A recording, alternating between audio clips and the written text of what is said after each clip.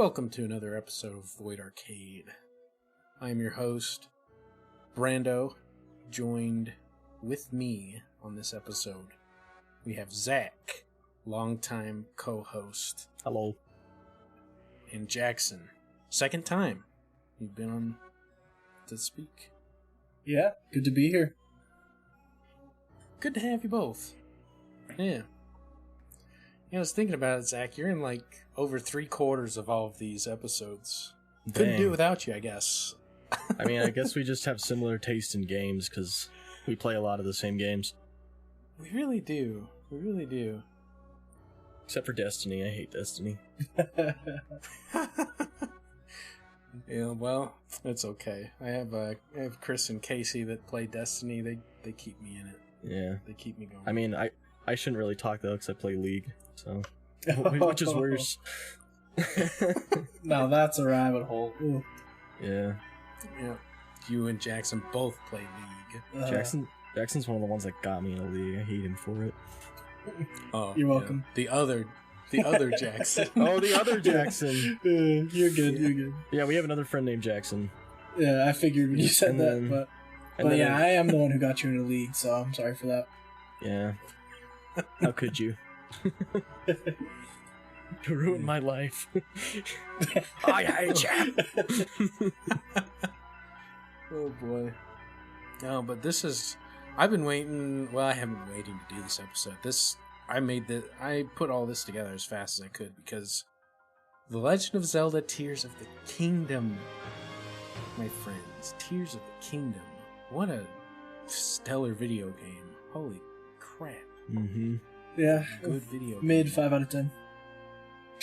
Dang. Yeah. I'm kidding. Dang, maybe a 6. Yeah, mid 5 out of 10 leaves. There's my contribution to the podcast. All right, well, thanks for joining us. See you later. No tingle. 4 out of 10. Is there really no tingle? No. They have his costume though, right? Yeah, you can get a tingle costume, but it's not the same. Yeah, what the heck? There's actually a funny theory about Tingle though that I can talk about later, because there's an interesting one about him in this game. Stay tuned for Tingle theories. There's the hook. There's the hook.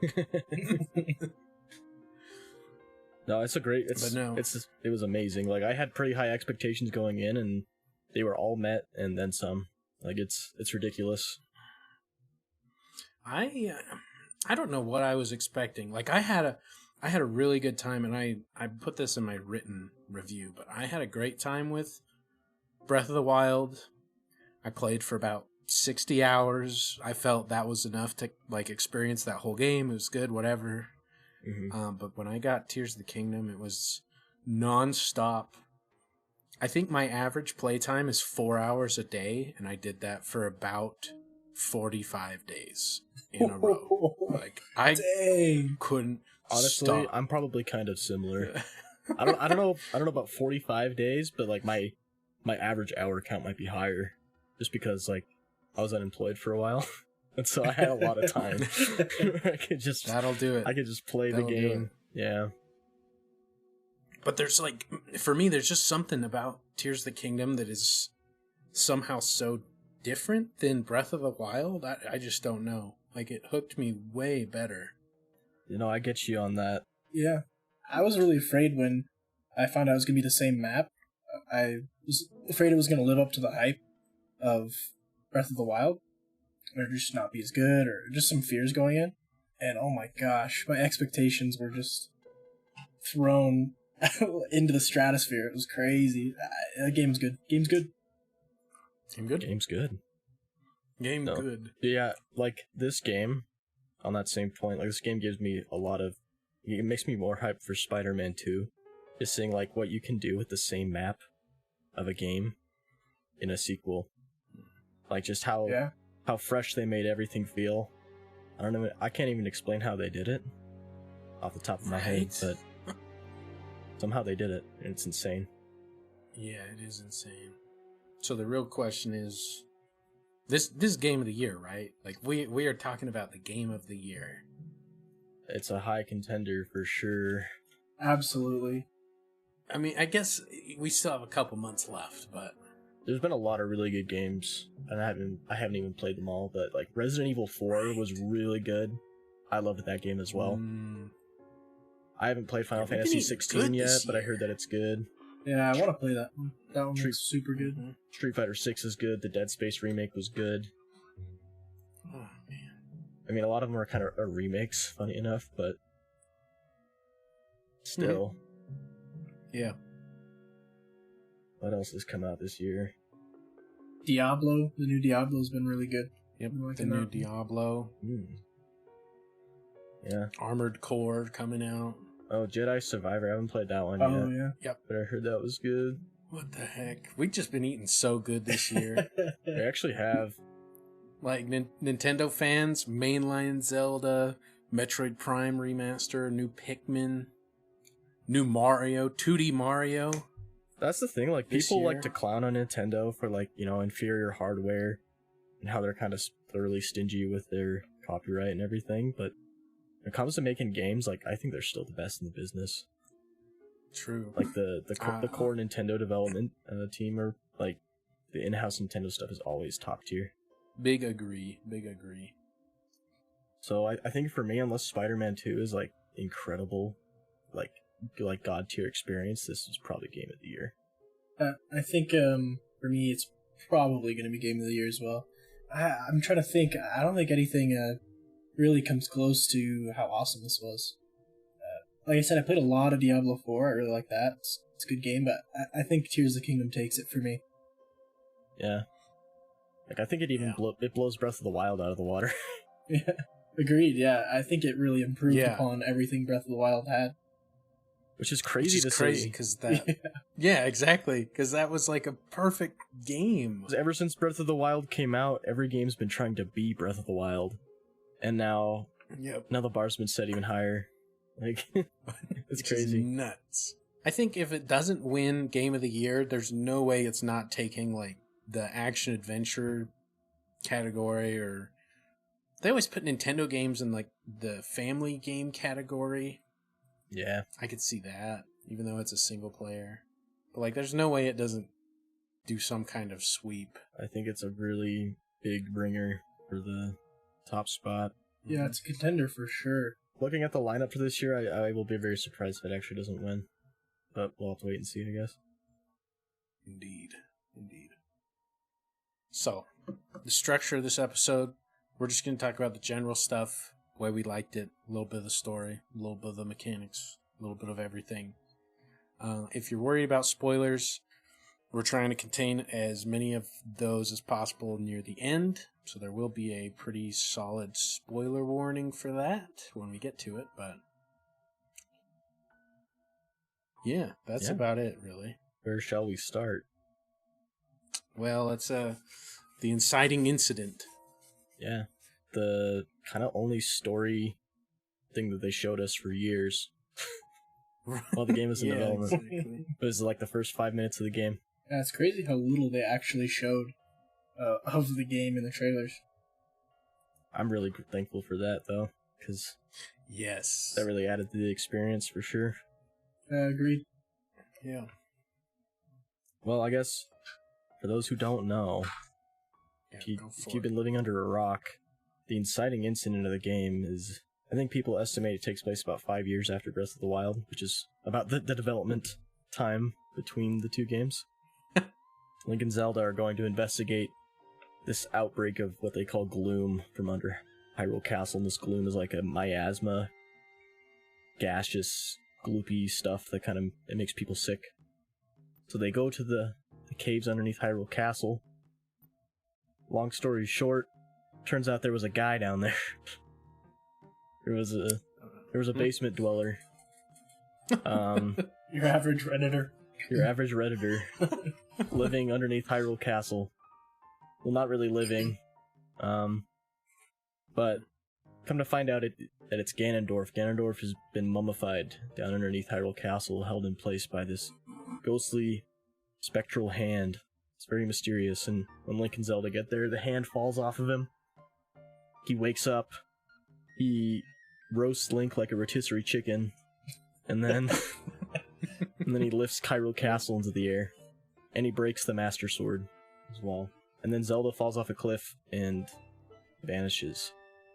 And that's how the game starts, which is one of the strongest openings for a game I've played. I don't know about you guys, but like, it was crazy.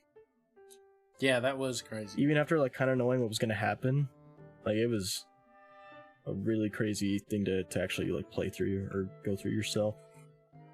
Yeah. Yeah, it was an incredibly strong start, I thought. Mm-hmm. I think the music really sold it for me. Just like, got that creepy vibe. Creepy mummy. Well, he doesn't take any damage from the Master Sword. Or he gets like a little cut. Yeah. And he's like, this is pathetic. Because it's still the Master Sword. It seals the darkness, so it'll still hurt him, but doesn't mean he can't break it like a toothpick. Yep. And then, let's see. So after that, Link wakes up on some sky islands, and that's the tutorial area. He's got the ghost hand. Is now his hand and arm, I guess. Mm-hmm. And that arm gives Link a whole new kit of abilities, different from Breath of the Wild's. The Sky Island has a bunch of little mechs on it called Zonai, and they were activated after Hyrule Castle got lifted in the sky. A bunch of islands got lifted in the sky as well. These little Zonai creatures are from the past when Ganon was not mummified, and Link can interact with them and learn about the past. And it's all about trying to find Zelda. Oh, and at the very end of the tutorial, I guess I'm skipping around, but Link gives up the Master Sword. It goes away. We see Zelda, and wherever she is, catches it. And that's kind of how they set up the mystery. You also meet Rauru in the tutorial area. Oh, yeah. The old King of Hyrule. The first King of Hyrule, right? Mm-hmm. And it's his arm that Link gets. And Rauru is a Zonai. And the Zonai, I guess, are like these weird rabbit/dragon people that lived in the sky and descended down on Hyrule thousands upon thousands of years ago. Not much is known about them. Mm-hmm. But he's obviously a reference to the Sage of Light from Ocarina of Time, who's also named Rauru. And that makes a kind of a weird mess of the timeline, but we won't get into that. But yeah. So there's this whole mystery with the Zonai and where the heck Ganondorf comes from, and you gotta find Zelda. That's your goal. Man, this Rauru doesn't look anything like the other Rauru. Yeah, that's what I'm Honestly, saying. I had no idea that they even shared the same name until you just said it, but Ocarina of Time is one of my favorite games of all time. And I didn't even make that connection until just now. Yeah, I mean, in Ocarina, Yeah, he's not really like a that huge boy. character, so I don't blame you. But yeah. He has an owl form? Yeah, Kapora Gabora. You know, things are getting weird. You know, let's not go into that. My brain's not big enough. Yeah, we don't have to go into how messy this makes the timeline, because that's a sheesh. Sheesh. I watched a whole 45-minute YouTube video about the timeline, and I still don't know anything about it. Honestly, the timeline made sense until Breath of the Wild and this game. These games kind of mess everything up. But we don't need to go into it.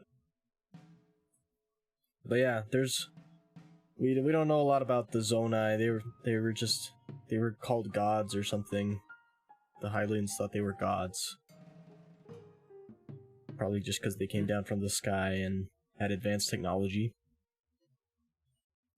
Do you guys want to talk a little bit about the tutorial section while we're here? Yeah, Sure. it's pretty similar Start us to off. Breath of the Wild's. Funny enough.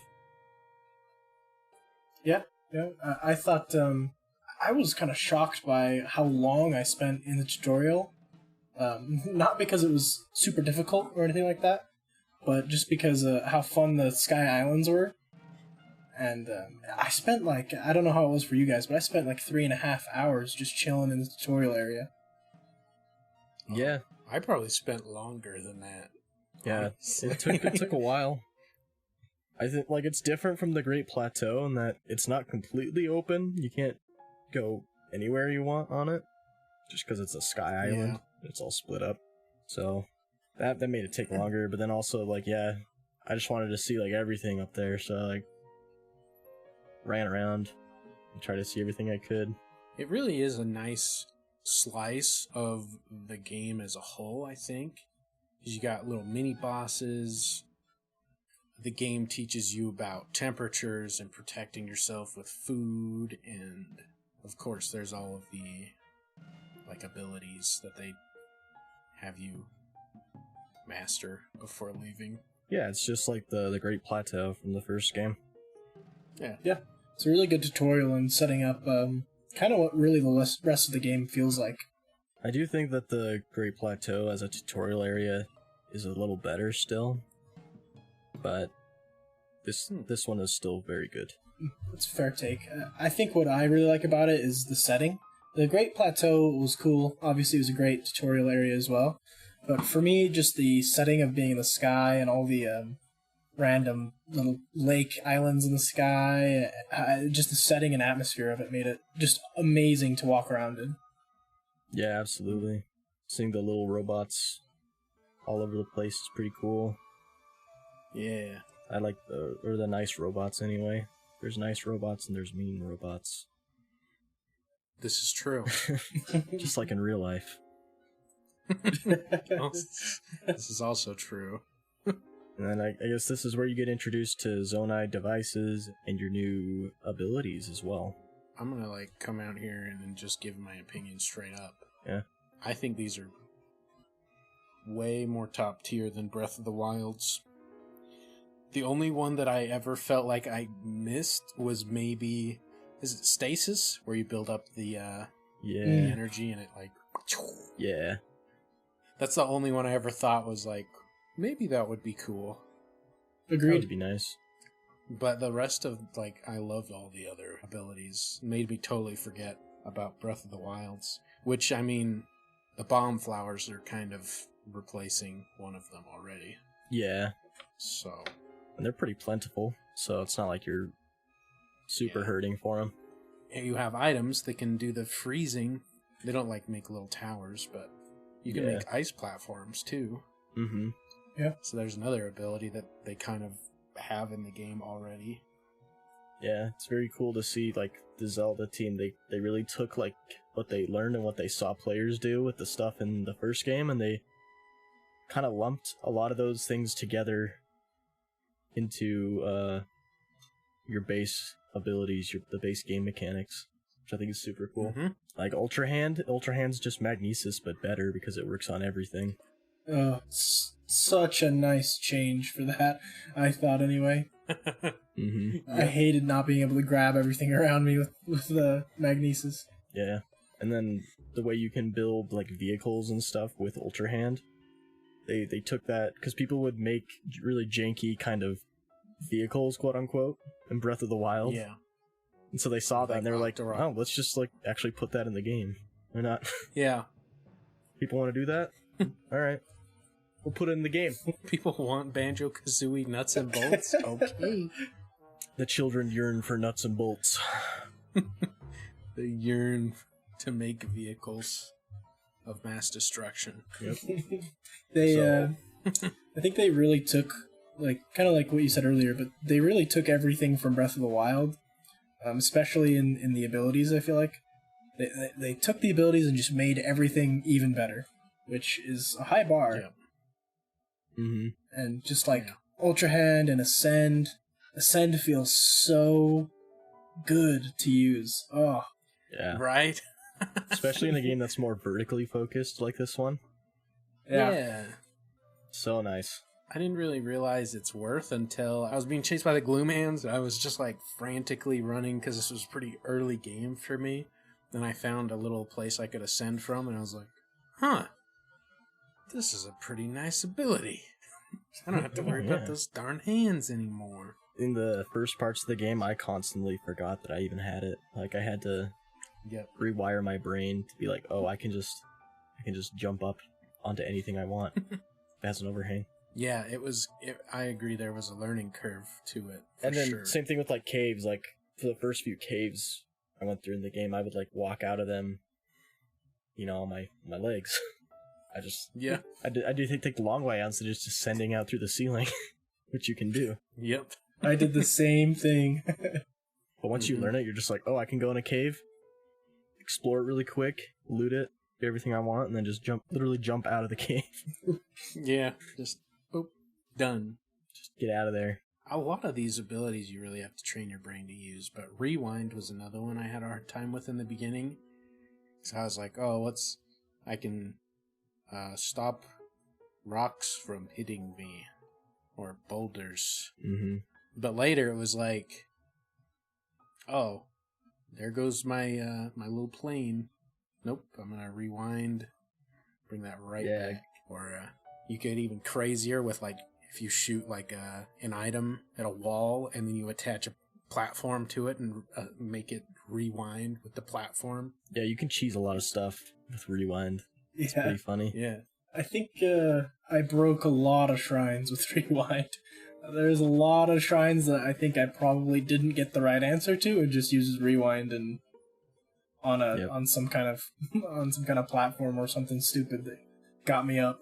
Oh, I saw a video on Twitter too when the game first came out. Some guy like picked up a log with Ultra Hand and like swung it around in the air. And he was fighting a Hinox. And he like swings the log around in the air for like 30 seconds, and then he rewinds it, so then the log's just flying around in the air on its own and hitting the Hinox. It's super funny.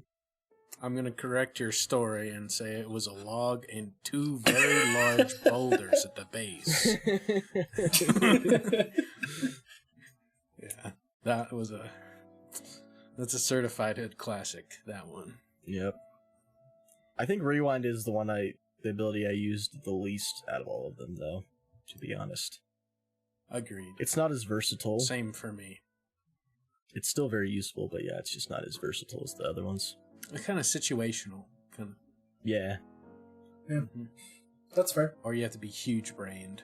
Like the videos of people that would throw items. I always saw that they would throw an item, and they would use the spin of the spear, and they'd put a platform on that, and it would launch them into the sky islands because of however that works. What? Yeah. I have not seen that. You fuse a square platform onto a spear, then you throw the spear. It'll save the physics, which is crazy in its own right, that every game object has physics that are just saved somewhere in memory. Yep. That is really crazy. Kind of nutty. Yeah, and then you attach a normal size square platform to the spear, rewind, and it'll launch you. That's so cool. How do people come up with that? I don't know, but I didn't have a big brain like that. That's crazy, dude. That's my brain too small to play game. Same. Yep. Jeez Louise. My brain was big enough to understand fuse, though, which I think, that solved every issue I ever had and didn't even know I had with durability. Mm-hmm. Exactly. Because it was like, oh, my weapon broke. That's okay. I'll just find another stick. I'll find another goblin horn. Or like your backpack has, 10s of 20s of 30s of items that can be fused for high level gear. So it's like, or you can just fuse a rock to it. Exactly. Yeah. Ungo bungo time. It's so cool. Like the devs, they heard the complaints about durability, but instead of just doing like, okay, we won't do that again. Instead, they just find a creative way to make it more fun, which is insane. Right? True, yeah. That's so cool. One of the things that I found towards the end of my Breath of the Wild playthrough was that there was not a lot of incentive to go kill monsters past upgrading your armor. Once you used all your Bokoblin horns or Lysalphos horns or whatever you needed for your armor, felt like whenever I would see them past that, I would be like, I don't really want or need to kill these. You know, you could just run by them and it'd be fine. There was just not a whole lot of incentive to actually go kill them.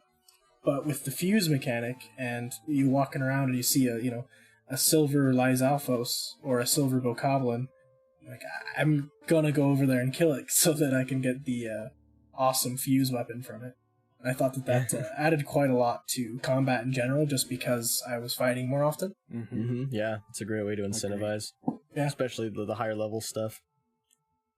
Every time I saw like a silver Lysalphos, I was like, oh. Yeah, exactly. I'm gonna go kill that guy. Yeah. I want your head. Yep. Yeah. Whereas in Breath of the Wild, I felt like the first couple times you see him, you go kill him because it's cool, they're a higher level enemy. But then after that, it's like, it takes too long. I don't really care. You know, at least that's how I felt. But now it's like every time I see a high level enemy, it's like, oh, let's go, baby.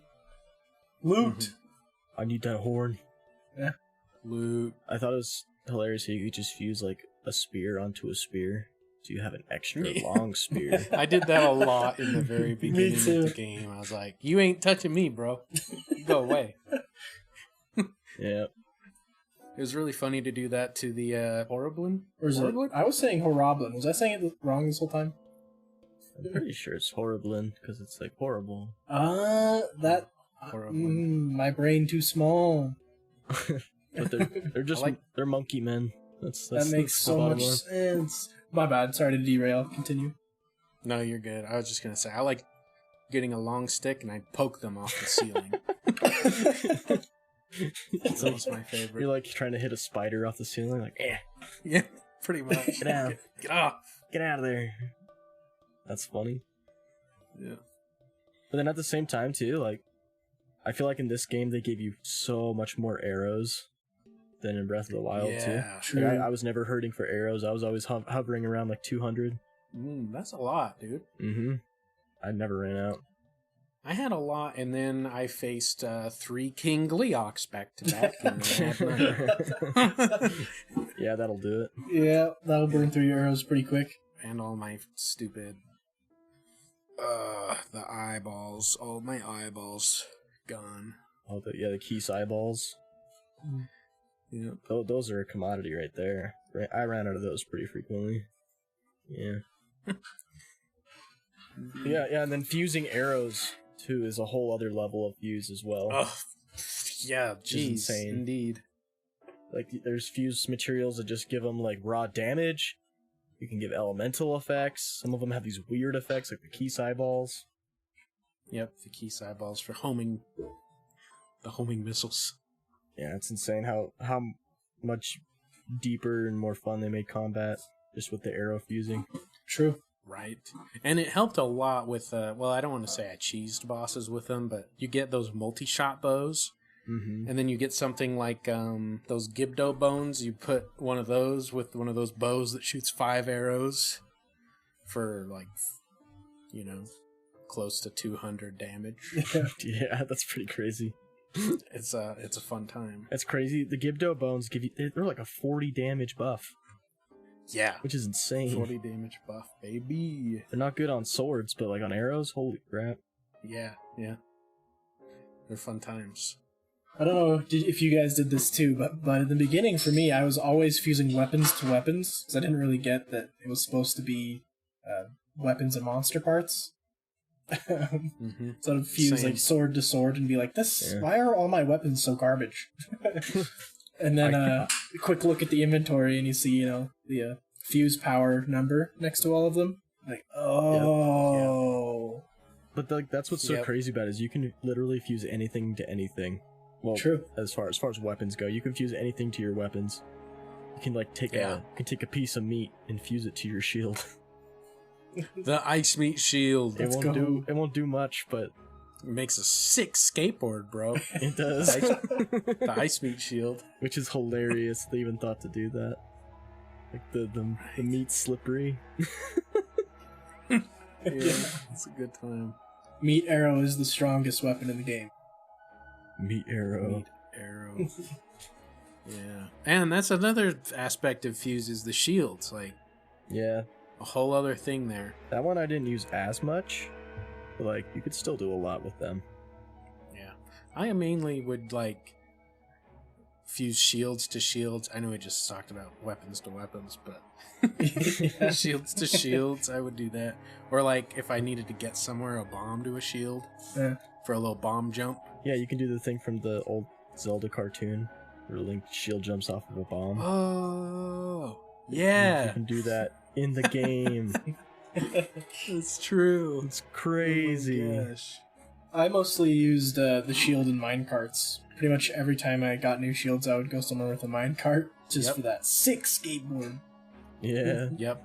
Tony Hawk, dude. Let's go! Yeah. Tony Hawk. Actually, no. The thing I've used the most by far, though, were rockets to the shield. Rockets. Mm. Yep. Yep. Rockets and minecarts. I would use up all the storage, all the stores of rockets and minecarts. Rockets are the most valuable resource in the game. True. I always had.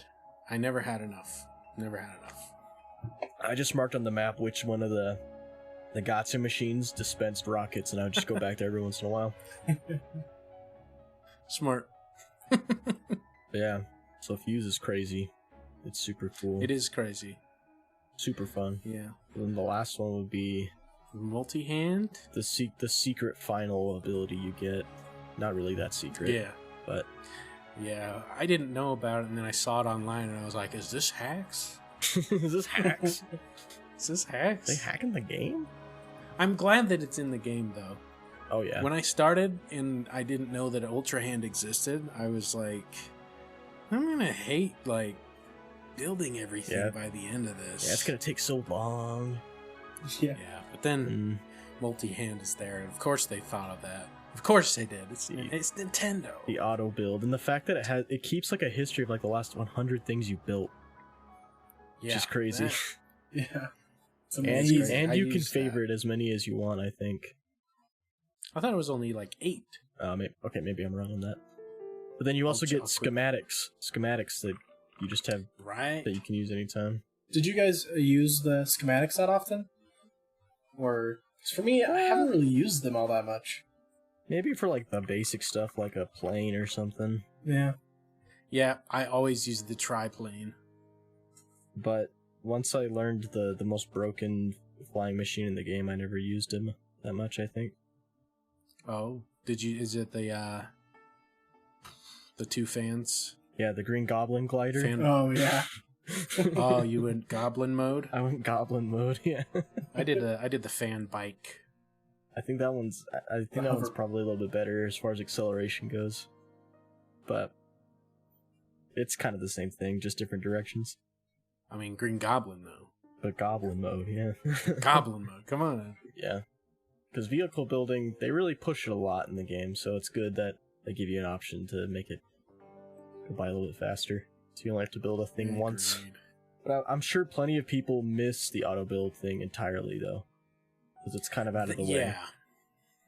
Yeah. I'm sure a lot of people just like went half, if not most of the game without getting it. I was pretty lucky in my playthrough because I went straight to the Great Plateau to see what it was like because I remembered it from the last game to this one, so I was going to compare the differences. And under it is where you find a lot of stuff down there and find multi-hand. Mm-hmm. And so I found multi-hand fairly quickly. So for me, it was pretty lucky. Yeah. Mm-hmm. I think it's one of the first side quests that the game gives you as well, to go down there and explore. Yeah. Sure. And I think it kind of leads you there, and I think that's how I ended up there. But also, I just when I went to the depths, I was like, holy freaking moly. and I just spent a lot of time down there. Oh my gosh, dude! I didn't know the depths existed. Nobody I didn't did. talk to any. Yeah. I didn't. Yeah, right. So like, they're all like, "You're going up, dudes. You're going up into the Sky Island, dudes." So I was like, "Oh, cool! New Zelda game, going up in the skies." And somehow, like, 20 hours in my playthrough, I go, "Nope, not an NPC, not a soul says anything about the underground." So when I accidentally fall and fall and fall. I was like in my living room freaking out. What is happening? And It's just all pitch black down there. Yeah, it plays like the scary music, like. I'm like shaking in my chair. What is happening? Why is it so far down? The first light route, and it's like doo doo doo doo, and it's this minuscule, just tiny little blip on the map. And you're like, wait a second, is it an entire? It's an entire other map under the map. It's not possible. I know that they really got all of us, dude. They made us think that the Sky Islands were like the big addition. No, no, it was the depths, dude. It was the depths. And that's not even counting like all the caves and everything that are all over the place now too. Right? Yeah. The amount of content in this game is crazy.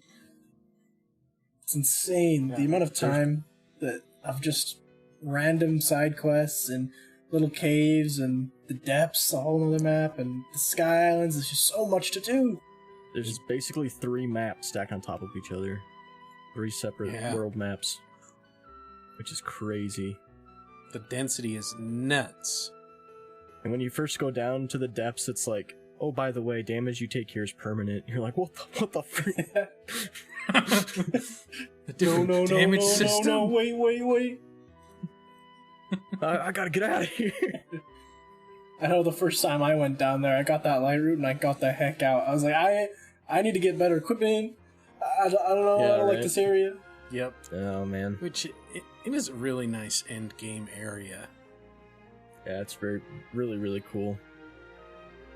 And then on the surface, you find treasure maps that, like, put X's on your map down in the depths to go and find stuff. Yep. Which is cool. Yep. Because, to be honest, like, there's not as much to do in the depths as there is in the main overworld. But... True. It's still pretty cool. Yeah. The arenas were fun. True. Mm-hmm. I like doing those. But the main thing you do in the depths is the Koga quest line. I liked that one. I love Master Koga. Master Koga. Praise Master Koga. He's like Team Rocket. The Yiga clan's just Team Rocket now. Yeah. True. That's what it is. Yeah. They just hate Link so much. Like, we'll get you, Link. We'll get you one day. He literally blasts off like Team Rocket does. You know, like, we're blasting off again. Ding. He does that. That was a good quest line. He does do that.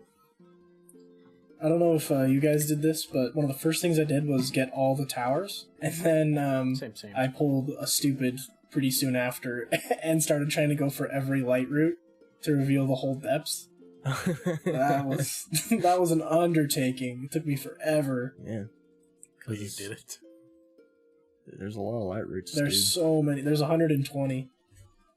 And you did it? I did it, yeah. Oh. Did you get that one that you were missing? Yeah, I found it, yeah. It took me for... I was missing one light route, and I couldn't see where any of the map was missing from. And so I zoomed in on the map, and slowly went across the entire thing until I found a small, tiny, like 1 pixel of the depths that wasn't showing. And then I got it. I got them all. It took me forever. Dang, dude. Well done. Well done. I do not have the fortitude. The completionist in me just wouldn't let me give up on it. That was such a time sink. Oh. Did you use the trick with the shrines and the light routes to find them? Yeah, I did. Yeah. I didn't know about that till Jackson told me. I also didn't know, because Jackson told me that the topography of the depths is inverse to the overworld. And that blew my mind as well. That's the twist, is that the depths is just the dark world for this game, which is insane. Yeah. That blew my mind when I realized that. Like, oh, we're just doing a Link to the Past now. Okay. Cool. Yeah. For me, because I did the light routes so fast, I actually ended up using the light routes to find the shrines. I did it the opposite for the most part. That totally works too. Yeah. So, do you have all the shrines too then? No, because I haven't done a lot of stuff in the Sky Islands. I still have a lot of them, but I think I'm at 125 shrines. I think there's 140 or something like that. Somewhere around there. Wow. Yeah, because the ones in the Sky Islands don't have light roots. Yep. Counterparts that are harder to find. Yep. My obsession was the Sky Islands. So I found the Sage's Will item pretty late in the game, and I was like, "You're telling me that I could have been looking for these the whole time?" So I was like, "There's only 20 of these. How hard could it be?" Went to every Sky Island ever using, and here's a tip for you listeners out there. Here's a tip: the Sensor Plus. Okay, Sensor Plus, the chest. And then that way when you visit all the Sky Islands, it'll bleep and tell you where to go. That's a good tip. That's how I found all 20. I didn't think about doing that until you were over here when we were playing Tears of the Kingdom, and you told me about doing that. I was like, your brain is so big. What? I think I was looking for what was I looking for? I was looking for a Yiga clan thing. Yiga clan. Yeah, and you told me to look for the 8-fold blades, and my brain exploded. It's like, what? You can't sleep on the Sensor Plus. It's so useful. I just used it for shrines. Come on, man. You gotta use it. Meh. Like, if I ever went into a cave and I was like, where is this stupid bubble frog? Boom, Sensor Plus, get the bubble frog. Never have to go there again. Nah, dude, I just like walking through the entire cave really slowly and listening for it. It's so much easier. Okay. That's what I did for a lot of the bubble frogs.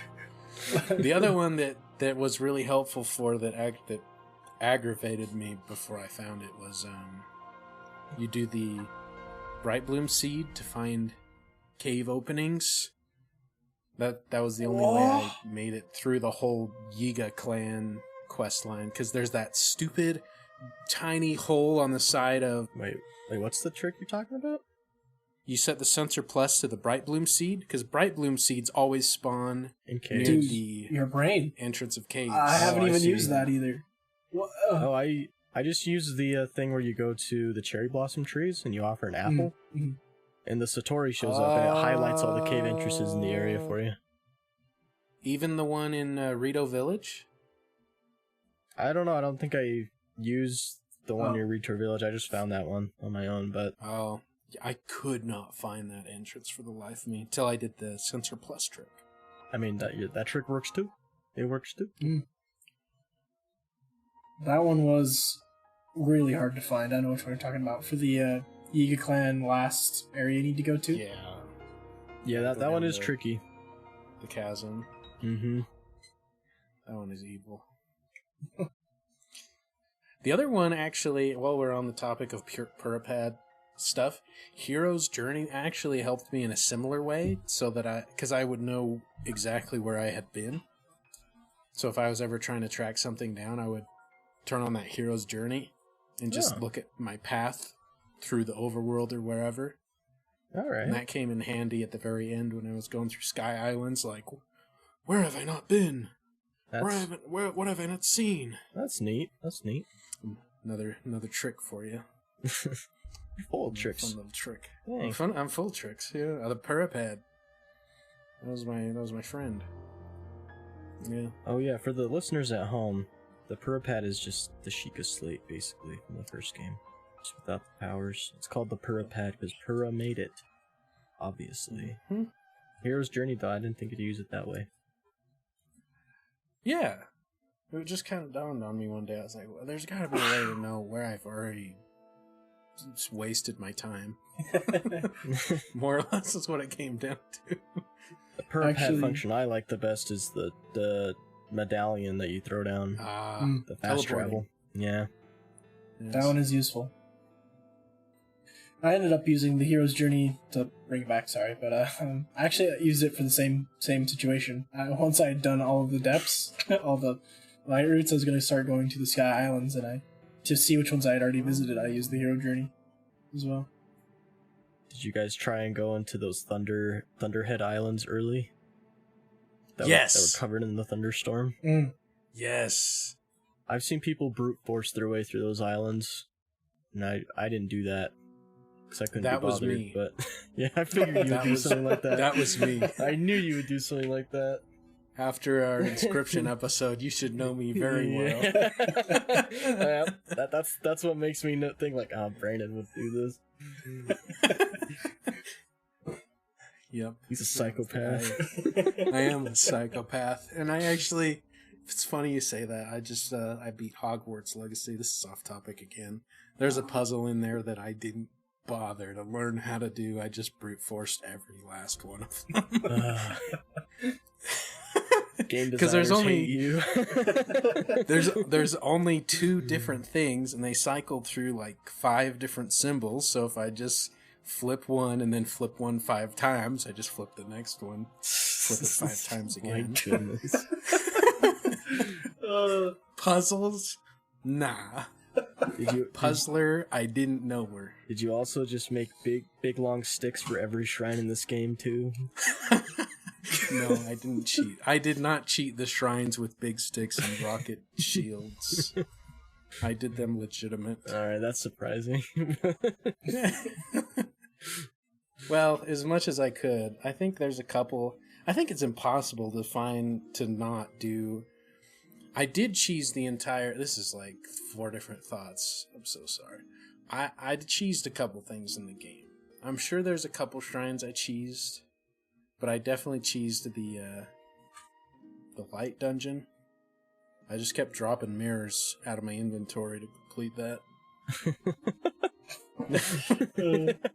I mean, yeah, you may as well. They give them to you, so yeah. But for a game like this, though, I think it's cool that they let you be creative and quote unquote like break the game, solve it in your own way, even if it's not the correct way. Yeah, that's True. what they want you to do. Yeah, the amount of possibilities of things you can create and solutions to puzzles is pretty crazy. All the different mechanics that can come together to solve a shrine in the stupidest way or get past this obstacle in the weirdest way possible.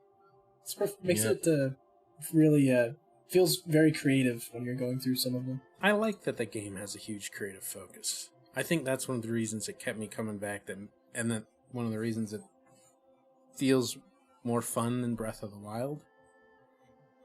True. I think we talked about freedom of expression on Spider-Man. I think this is kind of in a similar vein. The freedom of expression. This is it. This is that on crack cocaine. Crack cocaine expression. This is for all my ADHD homies out there. Truly. Yeah, it's me. That's what this game is. It's for people who just do whatever they want. Yep. Man can't keep me down. I'm going to go do this right now. Screw you, Miyamoto. I'm solving every dungeon with a big stick. Yes. I don't care about your game design. Miyamoto's like trying to hold back his rage. They can't keep getting away with it. There were a couple puzzles or shrines where required you to get up high. I would use, I don't know if you guys tried this at all, but ultra handing up a platform and then letting it back down, standing on it, then ultra handing another platform and using recall to climb like a makeshift ladder up and down with recall. I figured that out, and then it was like you can just go up for a long time. 2 platforms. I didn't realize that is huge brained. 2 platforms. That is huge brained. Huh. There was some puzzle I couldn't figure out and at the end of it was somewhere up high. I think it was one of the shrines, and I ended up doing that. And I was like, this is not how I was supposed to do this, but I'll take it. But it worked. We take those. If it works, then it works. I guess we've kind of been talking about combat and fuse and rewind and stuff. Enemy scaling. Did you guys notice that there was more and more silver enemies the longer you played? Yeah, the game has a hidden experience system. Hidden experience. Yeah. Isn't it with every blood moon, the enemies start to get slightly stronger each one? Yep. Yeah, so it's just basically the longer you play the game, the harder the enemies are. Well, I didn't realize that. I just figured it was nice pacing. I mean, it kind of is. Yeah, pretty much that's what it is. Okay.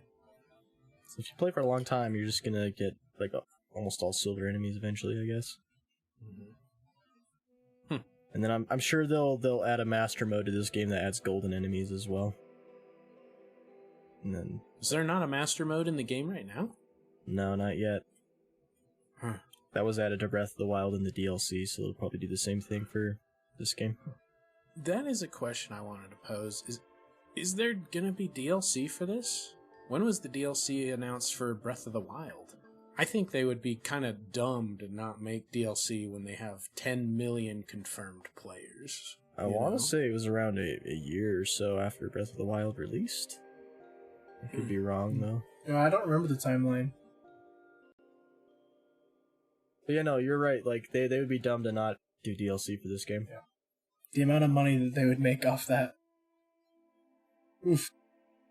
And then Master Mode would be insane. Yeah, I would love a Master Mode. We were talking a little bit before the podcast about different games and kind of stuff, and we talked a little bit about FromSoft, Demon Souls games. Or, sorry, Soulsborne games. And you kind of have the Soulsborne brain rot with trying hard things and getting really good at the combat. And so I loved the arenas that you fight in the depths in, the Colosseums. Yep. I think a Master Mode, I would really enjoy that. I think a Master Mode would bring... One thing that, a small gripe I have with this game, we've been kind of heaping praise on it.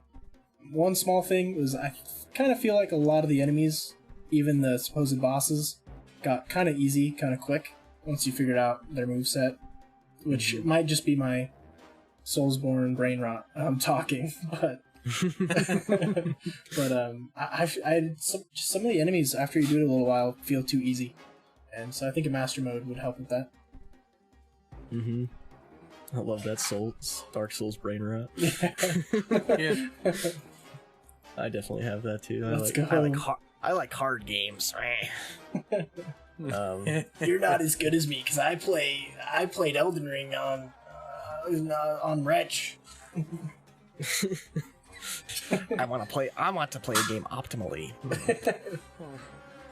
Min-max, baby. Nerd emoji. Yeah. I forget what Master Mode even really did. It made the enemies scale a lot faster. I know that. I think you took more damage. I don't remember what else it did. I think there were also more enemies in general. I remember there was a Lionel on the Great Plateau in Master Mode. That's right. Yeah, I remember that. Wait, like the first, like the tutorial area? Yeah. Mm-hmm. Yeah. Nice. It wasn't permadeath, was it? No? No. I don't think it was. No. Honestly, a permadeath mode would kind of be bad for this game too, I think. Honestly? I don't know. That kind of sounds like fun. I brain rot. Stop, no. But I would play that. Stop. Stop. I mean, they could just add it in. Probably wouldn't be too hard. Right, I mean, charge a little bit of money, make a bajillion more dollars. Dude, can you imagine if there was a permadeath master mode, except like in the Great Sky Island in the beginning, there's just a Gleeok there. Oh god. No, I'm okay. I already had a hard enough time. Oh my gosh. I guess we could talk about the world bosses now. Yeah, the world That's bosses. part of combat. I liked most of them. A lot of them are the same. from Breath of the Wild. The big addition is the Gleeoks, which is really cool because I don't think Gleeok's been in a Zelda game in a long time. I think the last one would be like Minish Cap. I want to say maybe not even Minish Cap. But yeah, classic Zelda enemy. Gleeok was one of the bosses in the original Zelda, so it's cool to see it brought back in modern day. True. After fighting all of the ones on the Sky Islands, I came to appreciate them for sure. It was a little rough, though. I think they're harder than Lionel's. Yeah. Because they shoot laser beams at you. They can fly. They can push you back with their wings. They have a lot of health. Yeah. It requires like a full mastery of your kit. Mm-hmm. True. And a lot of Keese eyeballs.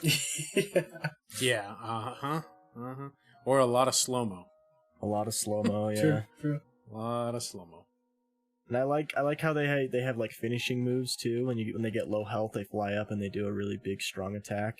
Yeah, those were pretty cool. Those were cool. I remember the first time I saw that one went up, and I think it was a fire one, and the giant fireball starts coming down. I'm like, wait, what? What am I? What? What's happening? Yeah. He's like Frieza destroying Planet Vegeta, just like throws a giant ball at you. I haven't seen Oppenheimer yet. There's no nukes. What? Yeah, they're really cool though. Their design is really cool, I think, too. Yeah. Yeah, their design is way cool. They're definitely the coolest. The other new boss that's just in the overworld is the construct. What was it? The Flux construct. Yes, yeah, the flux construct. Yeah, the constructs. Minecraft man. Yeah. Yeah. I liked fighting those. They were kind of fun. Yeah. Even the tier 3 dudes were easy, but Yeah. I like how you could just rip them apart. Yeah. Yeah, that was fun with the Ultra Hand. Yeah. Or I saw online a couple days ago, you can just remove their feet and their hands, just those 4 blocks, and they won't hit you or deal any damage to you anymore. What? They'll like go in to punch you, and because there's not a block where they're expecting the hit detection to be, it just That's hilarious. stops. I did not know They that. can't stomp the ground because they don't have feet. That's awesome. Yeah. Really funny dudes. Little funny guys. Yep. Funny guys. Oh, I guess do the Gloom Hands count as a boss? Gloom Hands. Yeah. So, technically, I think, right? Because they turn into Phantom Ganon, usually. Yeah, the Phantom Yeah. Ganon. My jaw hit the floor when that first happened. I was like, Yeah. what the Phantom Ganon? It's like, this can't be happening. This Like- is just a random cave. Phantom Ganon from a forest temple? Yeah. What? Yeah. That's exactly what I thought, too. Except it looks like a mummy Ganondorf, but it's still Phantom Ganon. Yeah. It's And he drops some Cool. really dope weapons. cool freaking katana. Yeah, that's what I was about to say. Yeah. Mm-hmm. The Demon King bow is actually, I think it's one of the best bows in the game, just because of its damage scaling. Yeah, the damage scaling with your hearts. Mm-hmm. Yeah. Cool bow. The first time I saw the Phantom Ganon and killed one and dropped those weapons, I was pretty shocked. Because there was nothing like that in Breath of the Wild. At least I don't believe Nope. so. I mean, the Gloom Hands are kind of this game's version of the Guardians, where they're just like this scary enemy that's hard to kill. Yeah. And they chase you.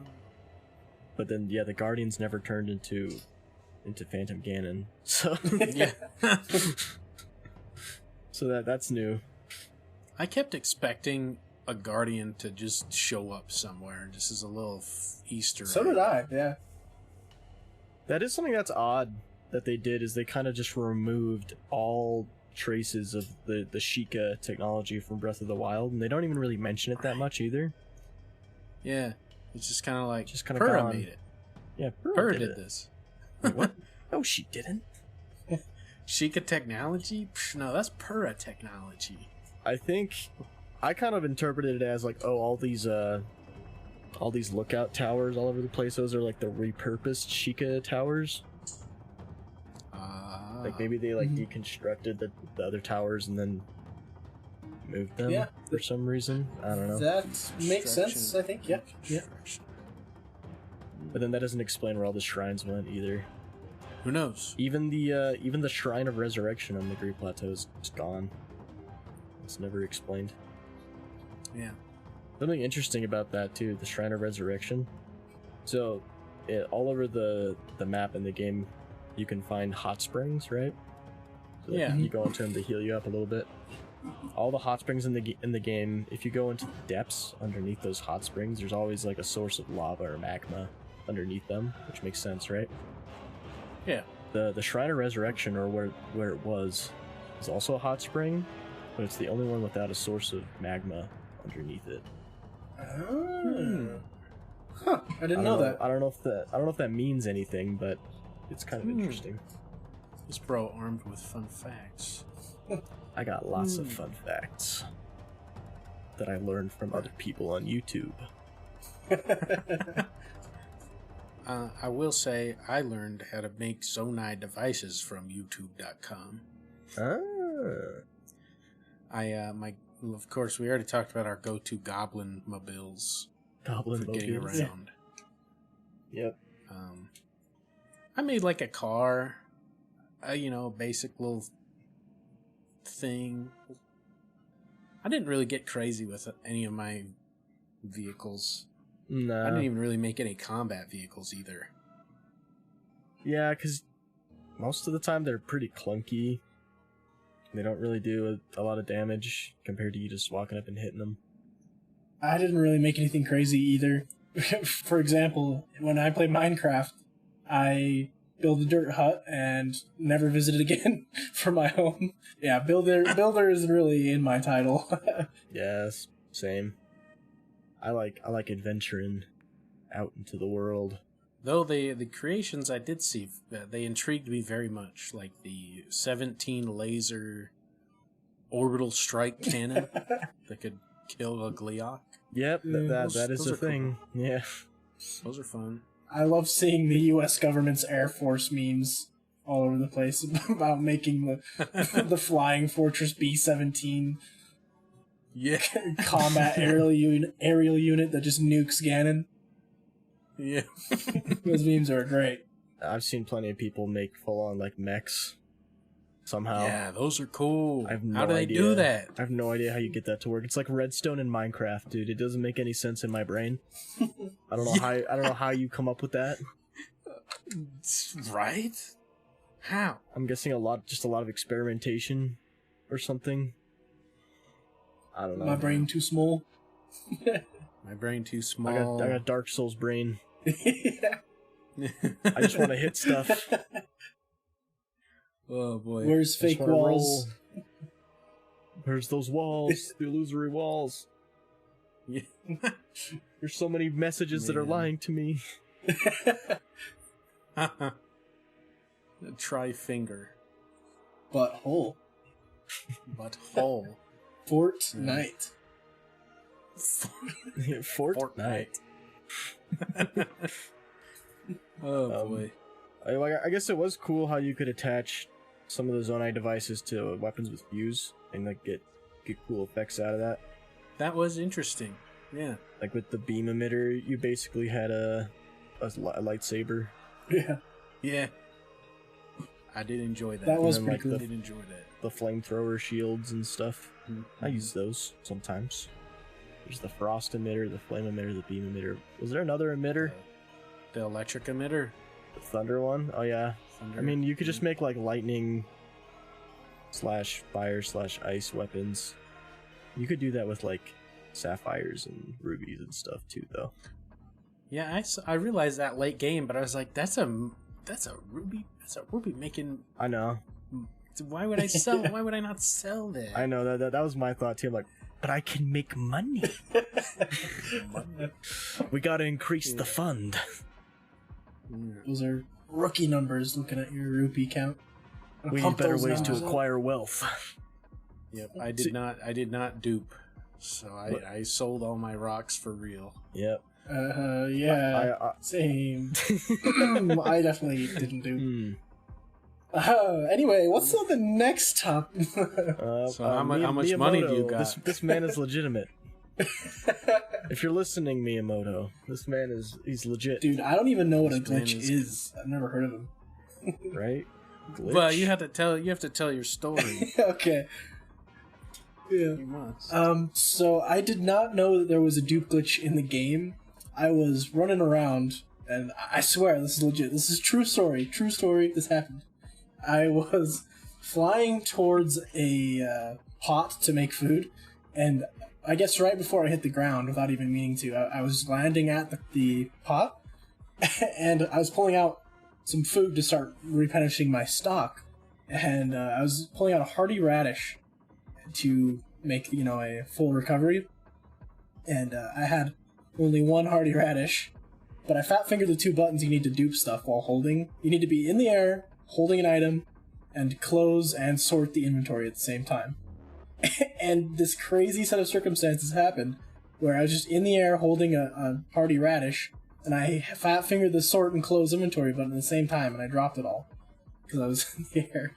And It's crazy. I accidentally duped a hearty radish. I was a little confused, and then I was able to recreate how I did it, and then I made 500 diamonds. And that's my story. That's a lot of money. Yeah, I know how that sounds, I swear. But Dang. I just happened to find it, and then it was hard to not do it after that. Dirty cheater. Can't believe it. I think I did Can't it believe before it. that was even discovered on YouTube, too. It was like the day of release. Maybe it was discovered, maybe it wasn't, but yeah. That's pretty funny. I believe you. Yeah. I believe you. I think it's patched out now, though. Yeah, I believe yeah, they it patched is. it out. You have to do weird to dupe stuff now Yeah. or something. Yeah. I didn't actually dupe 500 diamonds. I duped a couple, and then I felt bad and stopped. Because I didn't want to ruin the experience of the game. I don't know, man. How many rupees do you have? Like 10,000. But that's just after playing the game a shit ton and selling That's all my flint. That's a lot of money. I know Casey has over 100,000 Oh! rupees. Did he do? Oh, did Or did he get... He just he sent me a picture, and it was just diamonds, 999. Okay. I was like, how long you been doing that? that dirty cheater? How dare he? Us hardworking Americans out here making an honest living, and he's over there playing Bill Gates Simulator. He's got to support his family. You know? Yeah, that guy, how could he ever... I would personally never dupe an item. Like, that's... whew, that's just wrong, honestly. No, but I can understand wanting to make money. Making money is good. That's my Persona 5 brain speaking. Making lots of money. Here's something that's not have to do with exploring particularly. This kind of wraps into a point that I was reminded of earlier, and then I said I would bring it up later. I feel like this game is wildly successful because of the density of the world. And I think, Zach, you touched on ADHD brain. But everything I did, I felt like I chose to do it. I was always intrinsically motivated. There was never, and I guess there kind of is like outside forces. They're like, to beat the game, you have to play the main quest line. But I always felt like I was motivated from within to do stuff. Like I always felt like I could log into the game and do whatever I wanted to do, and if it wasn't interesting, I didn't have to do it. And I feel like that's why it was very successful for me, because I was always pushing, I'm going to go look for loot in the Sky Islands, I'm going to go to every single one, I'm going to go figure out what happened to Zelda, I'm going to go to, you know what I mean? Yeah. What do you think about, what do y'all think about that? That's my thought. Yeah, I think I agree. I feel the same way. I felt like, to bring it back at getting all the light roots was just because it was like, I got the one and I really wanted to see the depths and just see the map, not because the game was forcing me to, but just because I wanted to do it. And it is pretty cool how I feel like a lot of times in open world games they just kind of point you along what they want you to do and kind of force you to go do it to complete the game. Whereas this is like you don't even have to go into the depths at all to beat the game. I don't think, but I just wanted to because I thought they were cool and there's a thing to do. So yeah, I agree. Yeah, like for me, I was really invested in the story, so I wanted to get all of the tiers really, really quick. So I wanted the story. I did look up what order they're supposed to be in because I didn't want to get stuff out of order. Oh, That's one complaint I have is like, why make them out of order? That's dumb. But yeah, that's what I did. I went and got all the tiers because I wanted that sweet story. And then I did the main quests at like a pace, right? I would do like one of the main quests, and then I would go and do random stuff. And then when I got bored of the random stuff, then I go do a main quest, and then I would go back to the random stuff. So the game, you never really run out of things to do, which open world games struggle with a lot of the time. This game does not have that problem. Yeah. Yeah. There's always something for you to do. And it's never something you have to do. Exactly, yeah. And I'll bring it back to Hogwarts Legacy, because I just beat that yesterday. Or the day before. But in that game, it's like... And I guess I don't have to beat a dead horse, but... For that game, to upgrade your inventory, what do you have to do? You have to go into the open world. You have to complete a bunch of pointless little puzzles. And then your inventory will be upgraded with like 5 slots. And then you have to do that activity like 20 more times to get all the upgrades. And there's like several of those. And that's just like one of those open world things that isn't too many games. Mm-hmm. Here's a good way to have the player interact with the game. We lock the fun behind the boring parts, and we make too many of them. Yep. True. But yeah, Tears of the Kingdom, you just go kill Ganon. You don't have to. Just go kill him. Yeah, there's a reason that the only main quest in the game is literally just destroy Ganondorf. That's it. That's your main objective. Whatever you do, before that, it's up to you. Super refreshing. I hope more games do that. Yeah. Mm-hmm. Like what you said with locking the fun parts behind the boring parts. I think that is a really good way to describe a lot of different open worlds. And Tears of the Kingdom is really just taking a hard stance against that, and that the fun will be locked behind nothing. And however you want to go about getting your upgrades, doing this or that, it's just totally up to you. Yeah. Yep. Yeah. It makes the ultimate adventure game. Yeah. You can adventure wherever the heck you want. Mm-hmm. It's cool. So good. It is so good. And it's just dense. Everywhere you go, you could just be going to your next quest objective. You find a cave, you go down the cave. You find a shrine, there's a shrine in there. You forget why you were walking around in the first place. You go find a horse. It's just... My ADHD was very satisfied. Yep. It's literally just like hey, what's that? Hey, what's that? Hey, what's that? Yeah. And I love that. Not to bring it back to my light route completionist again, but to further that point, I felt like when I was pretty hard set. I'm like, I want to get all the light routes, and that's what I'm gonna do. And then, like 10 minutes into getting light routes, I'd be like, how did I get to the Sky Islands? What led to this? What series of events led me to here? I don't even remember. Just like, bro, where am I? What happened? Where my Uber driver taking me? Hey, yo, my Uber driver taking me to the depths. Yeah. There's a temple here? How do I get here? What? The temples. Should we talk about the temples or the dungeons? Sure. Yeah. I guess this starts to get into some spoilers. Yeah. Yeah. It's the 4 main dungeons. Everyone, if you played Breath of the Wild, you know that they're gonna be there. Yeah. Kind of the same thing. And they're kind of... They felt pretty similar as well. This, same fanfare. Yes, but at least they weren't all the same like aesthetic as each other this time. That is true. That made a huge difference for me. Agreed. Because the Divine Beasts, Divine Beasts were cool. They were a cool concept and everything, but having them be the only main dungeons in the game, and the same aesthetic. They were the same aesthetic as the shrines too. Yeah. And it's just like it made it all feel kind of boring. But that's not the case in this game, thankfully. And then they found a cool way to put a spin on getting the dungeon item in past Zelda games, and having the dungeon item be key to solving the dungeon. They kind of did that in a unique way with the sages and their the sage abilities. True. Yeah. Yeah, I did like that. Yeah. Huh. I liked how grandiose some of them were.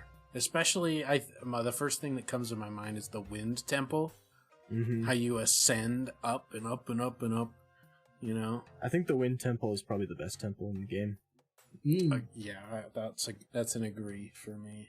I think for me, the Wind Temple comes in second. I do think the lead up for the Wind Temple was the best of all the temples. But for me, I like the Lightning Temple the most. Just because I thought the puzzles... One small gripe I have with all the temples is most of them felt really easy, all the puzzles. And that's something I kind of miss about, the old Zelda games like Ocarina of Time, where in Ocarina of Time the puzzles are just so difficult but so rewarding when you beat them. But in the temples in this game, they're just all a little too... Like, I look at something and I kind of know the answer within, 30 seconds max, I felt. And the Lightning Temple, I thought, had the hardest puzzles in it, at least for me, that I thought the most about, and that made the temple the most fun, in my opinion. And having the aesthetics all be different was great, not all being the same looking, like in Breath of the Wild, was also really nice, an improvement. So it's not the biggest gripe ever, but I would have liked to see some more Ocarina of Time-esque hard puzzles. I'd agree with that. I think what makes the Lightning Temple different in that regard is that it's the most linear of the four. And honestly, I think that's a good thing. Because obviously this game has a very open structure to it. You can solve things however you want, but the Lightning Temple kind of reins you in a little bit, I guess, because you're in an enclosed area. You can't just jump to the outside and glide in through a window or whatever, like in other temples. Yeah. So I think that probably is what adds to it. True. Yeah. There's nothing wrong with linear experiences. I'm going to say it a million times. Yeah. Agreed. Yeah. Agreed. Everything has to be open world. I'm not saying this game is bad for being open world, but the fact that everyone's I just want to be able to do what I want. Well, then it makes it a lot harder for the developers to craft an actually good experience for you. Whereas in a linear setting, they can just they can craft the experience how they want it. They can have the plot beats or whatever they want, how they want it, and so then it's actually good. Yeah. That's my rant on that. Well said, Rand. I guess a little bit of a devil's advocate to all the open world praise we've been adding on. But. Yeah. This game does open world well. True. Is the difference. True. It's what makes it work. But yeah, the dungeons though, I think they're all pretty good overall. I didn't like the water temple that much. Go figure. But it wasn't because it was hard, it's because it was just the most lame, I guess. It was a little tedious. I did enjoy the floaty though. I liked floating. The floaty around. was cool. True. And then out of the four, I think the one that felt the most like a classic, Ocarina of Time dungeon was the Fire Temple, just because it has the minecarts and stuff going around, and the multiple floors. But then I like the Wind Temple the best, both just for the aesthetics, I think, and the music. And then also Tulin is the best companion in the game. Yeah. That guy. That's just me. That's fair. That's a fair take. So it got a cool boss too. I like the boss from the Wind Temple. Yeah. Even though he was it's pretty easy, but cool boss. I think that might have actually made the experience slightly less hard-hitting for me, too, is that the lead-up was so epic, and, like, you know, jumping on those flying ships that shot you in the air. There's this whole lead-up to get into the temple, and I thought it was going to be awesome. And then, I just, like, 10 minutes in and out when you're in there. And then you get the boss, and you're like, oh, dude, this boss is sick! This is going to be so much fun! And then it was, like, 5 minutes, and I beat the boss, and I was like, okay, well, it was cool. They're not massive, it's a little bit nitpicky, but that's just one thing I personally didn't enjoy a ton, you know? That's fair. Yeah. I definitely had a harder time with the bosses from Breath of the Wild, just as a baseline. Yeah, that's true. I don't think any of the bosses in this game, except maybe the final boss, hit the same level of difficulty as the Blight Ganons. Mm-hmm. Yeah. Specifically Lightning Blight Ganon. That one was Right? hard. That dude. When I fought each of these bosses, I thought about them. If I had to gauntlet and do all of them at once, which I assume is the case if you beeline for Ganon, I was like, I could probably take all these dudes on in my next playthrough, just all at the same time at the very end. Because they all die in like 3 phases. If that. they're pretty predictable. Yeah, I mean, if you have the inventory, it's like... Yeah. But I mean, for me, I think I just appreciate the spectacle of them. That's fair. Like, they're not hard. They're not hard at all. Indeed. But I appreciate the spectacle. I like how they all call back to past Zelda enemies, which is cool. Yeah. Yeah. Like, I guess we'll just name them since we're talking about them. Like, Colgera is a take on Mulgara, which is basically just a big worm. The Fire Temple, you got Goma variant, which, you know, glad to see Goma back. W. W. What was the Water Temple? Oh, the Muktarok. Yeah, Muktarok. Just a little guy. He was funny. Yeah, he was funny. And then the Gibdo Queen. I particularly liked the new take on the Gibdos. I think that was really cool. Yeah, those were cool. I was a little disappointed because I was thinking they were going to be Redeads. Yeah, same. But it seems that they kind of mixed Gibdos and Redeads together and just called them Gibdos, which I guess is okay. But then they also made them bugs, which is weird. Yeah. But also cool. Yeah. There's some cool theories about what the Gibdos are, like that they're actually like parasites that like infect corpses or whatever, and that's what the Gibdos are. So they're still... People just want them to be cool zombies still, while also being the bugs, which I'm on board for, you know? Yeah, I could get on board for that. One thing I will say, too, is whilst the Breath of the Wild bosses were harder, and with my line of thinking, I like that more, the thing I didn't like about the Breath of the Wild bosses is that, to go back to all the aesthetics being the same, is that they're all, you know, Blight Ganons. Yeah. One thing I liked about the bosses in Tears of the Kingdom is that they were all unique. Added to the spectacle and the variety. Yeah. And then kind of going back to the lead up to all of them too, like, I like that in all of them you're helping all the races out with their own problems. This is a kind of off topic, but also not really. Like, it's cool how the theme for this game is very different from Breath of the Wild, where like Breath of the Wild was all about being, you know, kind of alone. It's kind of like this tranquil thing. You're out in the wild on your own. Tears of the Kingdom is all about like showing that you're never truly alone, because it's all about like Hyrule is coming back. It's rebuilding, and even though Ganondorf's here to mess that up, like the people will still rally together and fight against it. It's really cool, and that's what you're doing, going around and helping the different races. Like the Rito are stuck in a blizzard. The Gorons are addicted to crack. The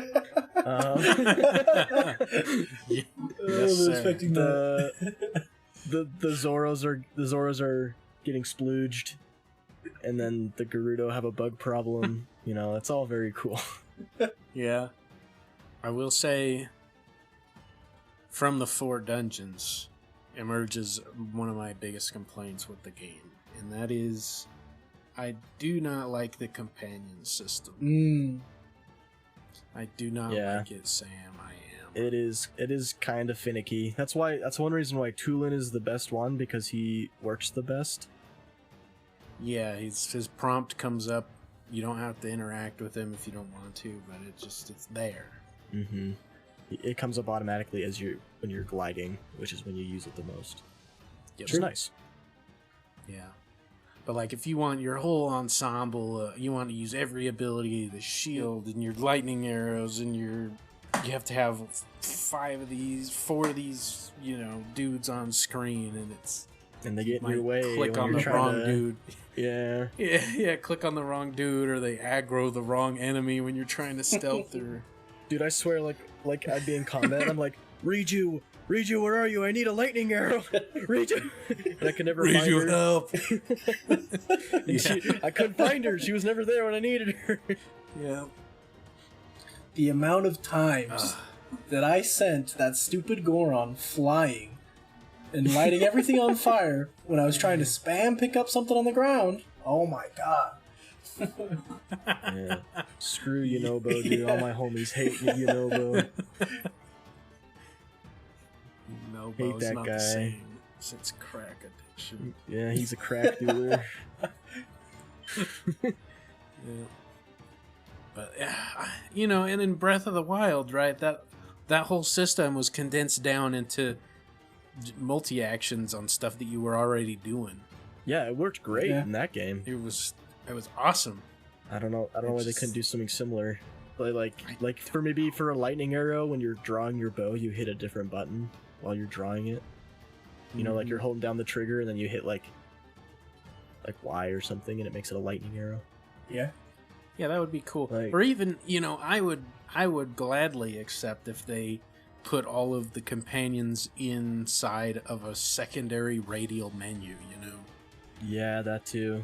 Because there's a slot for the map in the radial menu, and I'm like, why would I do that? I'm just gonna push minus and open my map. True. But like if that opened a menu that would spawn in a dude that would then spawn Yunobo and do his attack, or spawn in a Rizu to do the arrow. There's just, I feel like they could have done something. That is so much better of an idea. Holy crap! Why don't you work for Nintendo? My uncle does. The thing is with those abilities too, though, is that they're not even that great in combat. Like Riju's is okay, I guess, if you want if you want to Baja blast somebody, but. Like Yunobo's is just you just send people flying. I don't think it does that much damage. And then Sidon's, it's supposed to be a defensive ability, but the fact that you have to walk up to him to activate it just makes it so bad. Tug on his shirt. Hey Sidon. Hey Sidon. Can you give me a shield, please? And then it goes away after a while, even if you don't get hit. So yeah. Why would I bother? Then another reason why Tulin is the best one is because he also. They'll all use their weapons to fight with you, but they're so delayed on them.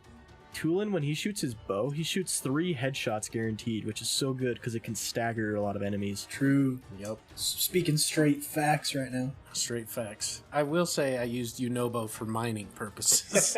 Yeah, that's all you use him for. That's all he's good for. That freaking loser. Turn to a ball, idiot. I need to mine some rocks. Go back to dealing heroin. The Gorons yearn for the mines. Yep. It's just a bummer. That's one of those things where I'm like, if there's a DLC, I hope that's the one thing. Like, if I could change any one thing about this game, it would be the companion system. Yeah. I will say, it is kind of cool when you have them all out and you're fighting a big group of enemies. It's like you're fighting with your D&D party or whatever. That's a pretty cool feeling. True. That is pretty cool. I think that's definitely the vibe they were going for, which is cool. It's just the implementation wasn't super great. Facts. So, I guess I brought up mining with Yunobo. How was Zonite ore collection for you guys? I filled up my battery to full and then some. Yeah, I got that done really quickly. Yeah. Oh, for real? Because you just go to the depths and you just wander around for a while. You get a ton of Zonite. You kill a Frox or 2. True. You get a ton of Zonite. I liked it. I liked collecting the Zonite. Me too. It's satisfying. In the beginning, though, it was like, all right, you're turning in Zonite. Here's 2 crystallized charges. Sweet. how many do I need for another battery cell? It's like 100. Oh, That's too many. that's a lot. But it's not that bad. It's not that bad. Yeah, you play a little bit longer. Yeah, I think I thought that it was going to be pretty bad until Light Route Chase, and that gave me a shit ton of Zonite. Yeah, I'll bet.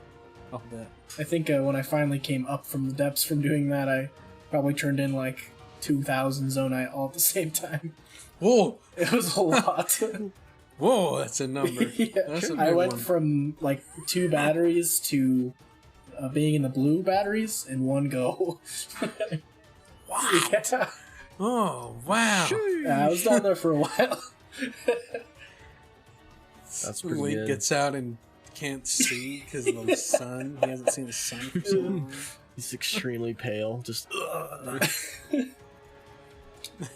dang. Jeez, that's crazy. I have a problem.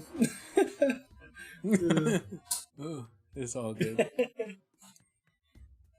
I guess we talked a lot about the depths already, Yeah. but I don't think we mentioned that the depths is where you get a lot of the legacy armors, like the cool outfits from past games. Yeah, I liked those, but because they need the shooting stars to upgrade them, I didn't end up wearing a lot of them because I'm trying to min-max my build. Yeah. But they're cool. What armor did you guys wear for most of the game anyway? What was your set? I had a lot of just the Hyrule stuff because you don't need a lot of the rare materials for those to upgrade them anyway. Yeah. Yeah, for me it was what's the name of them? It's the light up ones. From the depth. The miner outfit. outfit? Yeah, the miner outfits. I bet you can't guess why. Jackson yearns for the mines. I do. I yearn for the mines. mines. That, and then when I went back to the overworld and started doing some of the dungeons, it was the Hyrule set. Yeah. And the one of the legacy armors, the headpiece, I liked a lot. Fierce Deity. I liked that one. I thought it was cool. Fierce Deity is cool. Mm-hmm. I wore the outfit from the box. Cause I'm weird like that. I'm like, I gotta wear the canon outfit. I gotta wear it. I almost did that. What is that? That's the upgraded tunic. But It's what pants are those? It's the champion's tunic, the Hylian pants, and then the Hylian hood with the hood down. How do you put the hood down? You complete the side quests in Hateno Village with the mayoral election, and after you complete that side quest, the mushroom lady will alter your hood, which is just you putting the hood down. I'm totally gonna do that because I was kind of disappointed I had to wear the hood all the time. Yeah, no, Did not it's know awesome. And then you can buy a second hood, and so you have one up and one down all the time, so you can take it on and off. Yep. Huh. And then also the champion's tunic I think it has one of the highest defense values in the game, just for raw defense once it's fully upgraded. So it's also just good to wear. Ooh. And then I just love the look, you know. It is a clean look. The canon outfit, and then when you go to the final boss wearing it, it just looks so sick, dude. Holy crap. True. So that's why I did it. I can see that. I can see that. So I'm like, oh, this is canon, bro. This is what Link actually would wear, dude. This is a canon, dude. I do that in a lot of games. Like, first one that comes to mind is Spider-Man. Like, for the final fight, I'll wear the default outfit, the default suit. Same kind of I do deal. that too. I couldn't find it in me to switch Spider-Man suits when I was playing that game because I'm kind of the same way. I get it. But I mean, there's a lot of armor in this game. There's really a lot. Yes. Like, there's all the outfits from the past games. I think they have like almost all the other heroes' tunics from the past games. They even have the Link's Awakening remake head. The little toy Link. You can wear that as your head. Yeah, I thought that was funny. That was a good one. The proportions are way whack on it though. They added in the magic armor from Wind Waker and Twilight Princess as the Satori armor, which is really cool. And they brought in items from the other games too, which I really enjoyed as well. Like there was the boomerang from Wind Waker. Like the big Goron sword? Yeah, the bigger Yeah, on Goron sword. sword. You can get the Fierce Deity sword. Yeah. I thought Wait, that you was can get the dope. Fierce Deity sword? Yeah, there's a whole side quest to get it. You need to get the whole Fierce Deity armor set. Oh, I haven't done that yet. Yeah, it's pretty cool. Zelda's bow from Twilight Princess, Ganondorf's sword from Twilight Princess. And you can get the original Zelda sword, like the sword. That was in Breath of the Wild as well, I think, though. I think you can get Link's default sword from Wind Waker as well. And you can get the lobster shirt from Wind Waker, which is neat. I like that one. You can get all the Divine Beast helms. Sorry, I'm just rambling. Really? Yeah, you can find them all. Oh, man, there's a lot more stuff than I thought there was. I found the first couple of those items, and I was like, I know what I'm going to put on my house finally. You know, in Terrytown. Yeah. Did you guys build your own house? I actually didn't do that. Really? And there's You a build there's a your own reason. house? There's a reason, okay? I'll guess it right now. It's because Link and Zelda share a house. Yeah, it's because I already live with my girlfriend, baby. Yep. I don't knew need it. another house. Yep, that is canon. They live together. They It's are canon. together. Canon. 100%. That is the only You shit. gotta invest in the other real estate, though, man. Gotta get those stocks up. Okay, now Second that's a good house, point. like, You bring up finances, I'm in. Yeah, technically mine is investor property, Zach. I see. Okay. I'm renting it out to a poor Goron who can't afford it. You spent too much of it on the heroin that you know Bo's dealing. Yep, exactly. All right. You guys taking convinced me. advantage. It'll be a No, condo that me and my girlfriend can go to in the summertime. There you go. You only need one bed anyway. True.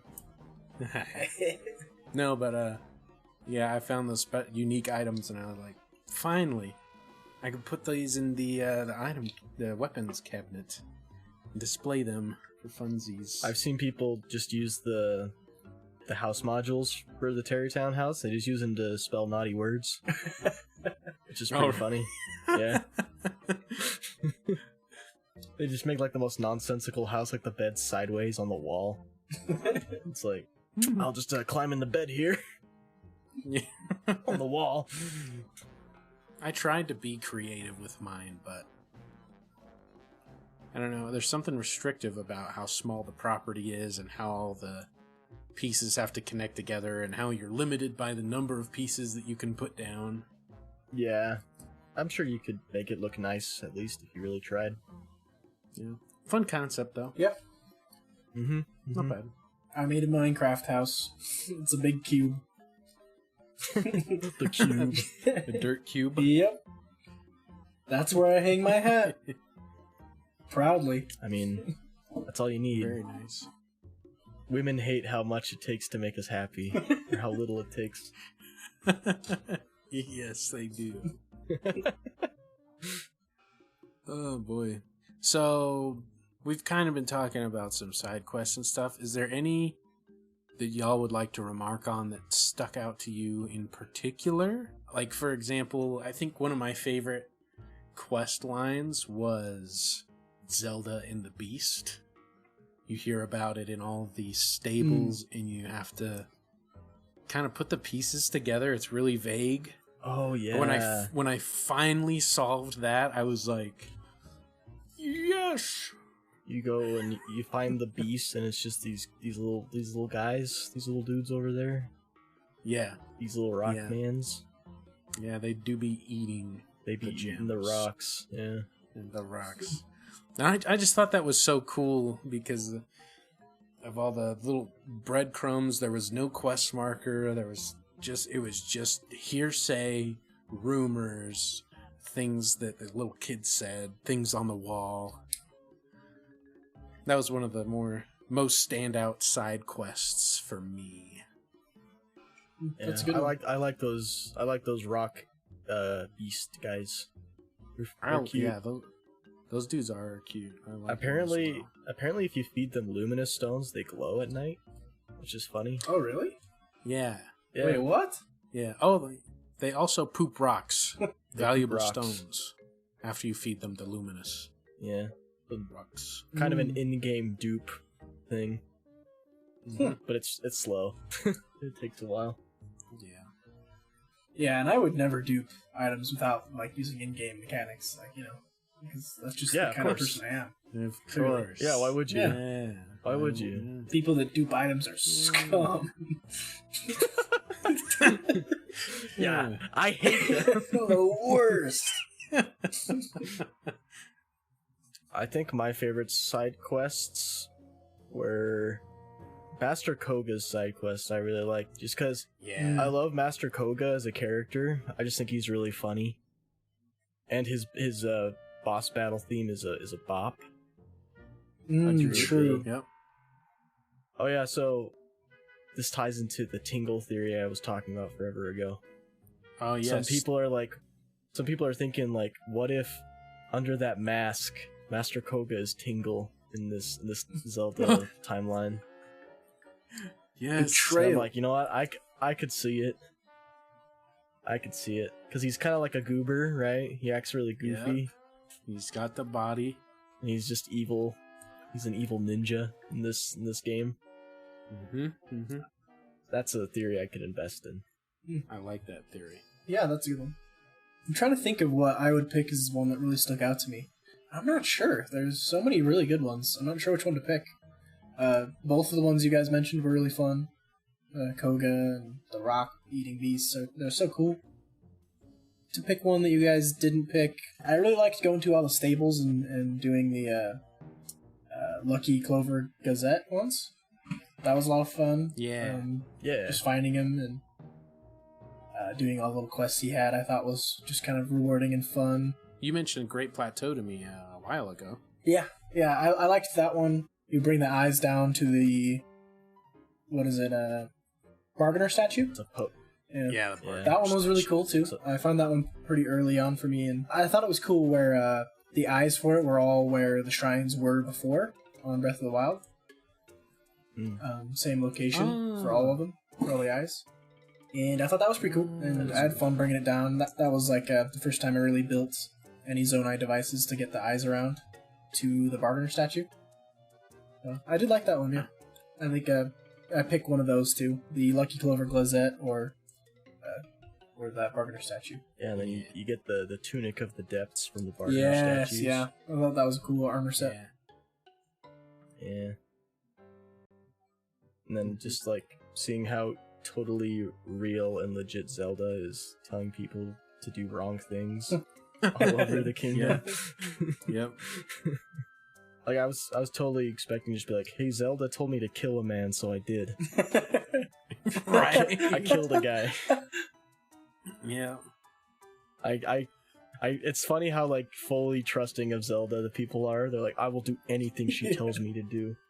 Anything. Which, I mean, I get it. I really do. I get it. But at the same time, like, come on. Come on, guys. Yeah. Like the guys who are like, Zelda told us to do our survey team duties in our underwear. Yeah. And that's what we're going to do. That was a good one. That was a good one. We're going to do it in our skivvies. It's not even that hard to go in a cave and fight a bunch of monsters in your underwear. What are you guys even doing? I like how that's like the resolve for that. Yeah, it's like, it's not even that hard, guys. Like, come on. Yeah. They're like, dang, I guess we're just going to keep doing this. Dang, I guess there really is no issues with living like this. All right. Yeah. Zelda told me I have to go slaughter my entire family and live in a cave for the rest of my life and eat people to survive. So that's what I'm gonna do. Seems reasonable. Well, she's the princess, you know. I guess I'm doing it. She's the This princess. is my new life, and I love it. Yeah. Figuring out, actually, another side quest that I really liked was figuring out how to get back into Hyrule Forest.